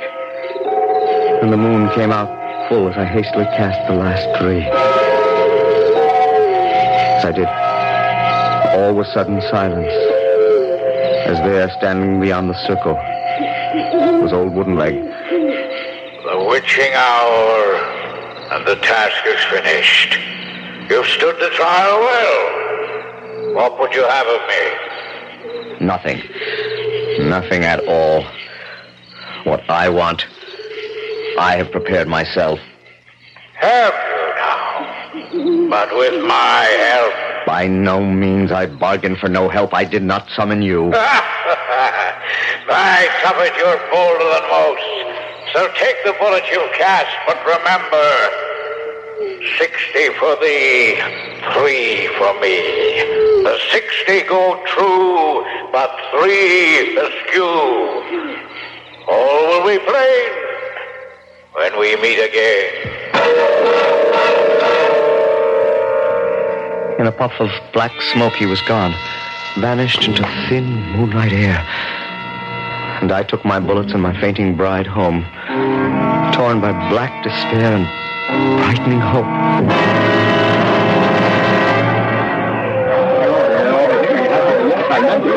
By next morning at dawn, the Duke and his party had arrived for the hunt, and I was chosen to ride by his side as his gunsman and hunter. If I had any fear of my magic bullets, the first shot dispelled it forever. Well, damn my hide, it is shooting. The lead duck in that flight which is not yet over us, Partly from relief, but mainly I am ashamed because of the Duke's flattery. I lost my head. By the time I returned from the hunt, I had but 3 bullets left. Of the other 62 misses only. All the rest had found their mark. Well, by gad, Adam, I've never seen such shooting in my life as this young fellow here. Oh, hey. William is the name, right? Yes, Your Honor. And I swear after today's exhibition it seems foolhardy to carry through the old tradition, eh? Still, 'tis the law, and we must allow him to show off for his lovely bride. Come, my dear, bring your mother and stand near me. Thank you, Your Honor. And you stand on my other side, Will. Come, load up whilst I pick your target. With shaking hands, I fingered the 3 bullets left. Which 2 the good, and which the one that could miss? I had to gamble. Then, just as I loaded... The white dove on that pillar far down the road. Bring her down. Oh, No, hush, girl, hush. What? Don't you want this likely lad for your husband, eh? Now, fire away with you. What on earth is the matter with the girl? Fainted? Oh, blessed Mary. Yeah, no. 60 go true, 3 go askew.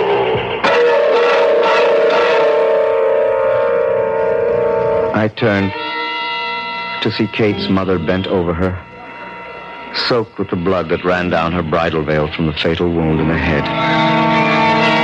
I had picked the devil's bullet, but I knew the one that I loaded for myself would go true, and I would join my bride wherever she was.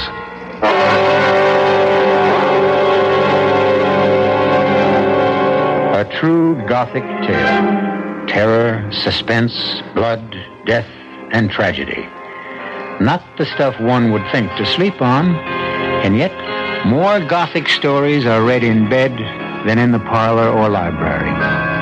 Perhaps because it is only human nature to be able to say, as we turn out the light, such things, of course, could never happen to us. I'll return shortly.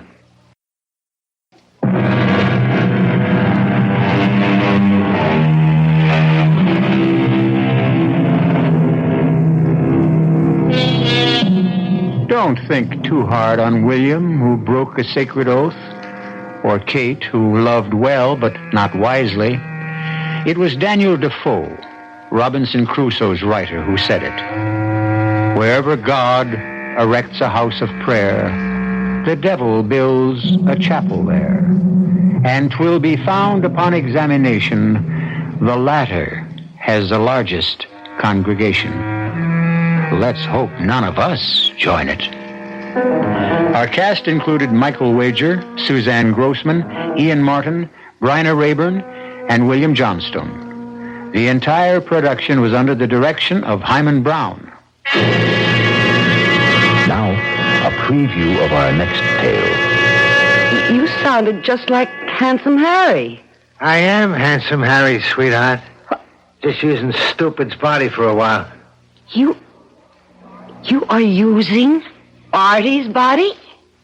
Until I learn how to materialize, if I ever do. They tell me on the other side, in that limbo joint, it takes a lot of patience and practice. Yeah, what do they know? They even told me I'm getting this hate out of my soul the wrong way.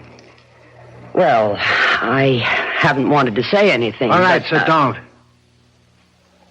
They say taking out my hate on Tex and Dory will only make my hate grow bigger. Said I gotta find forgiveness in my heart. I told them to take a powder. I know what I'm doing. I hope so. Radio Mystery Theater was sponsored in part by Buick Motor Division and Anheuser-Busch Incorporated, Brewers of Budweiser. This is E.G. Marshall inviting you to return to our Mystery Theater for another adventure in the macabre. Until next time, pleasant dreams.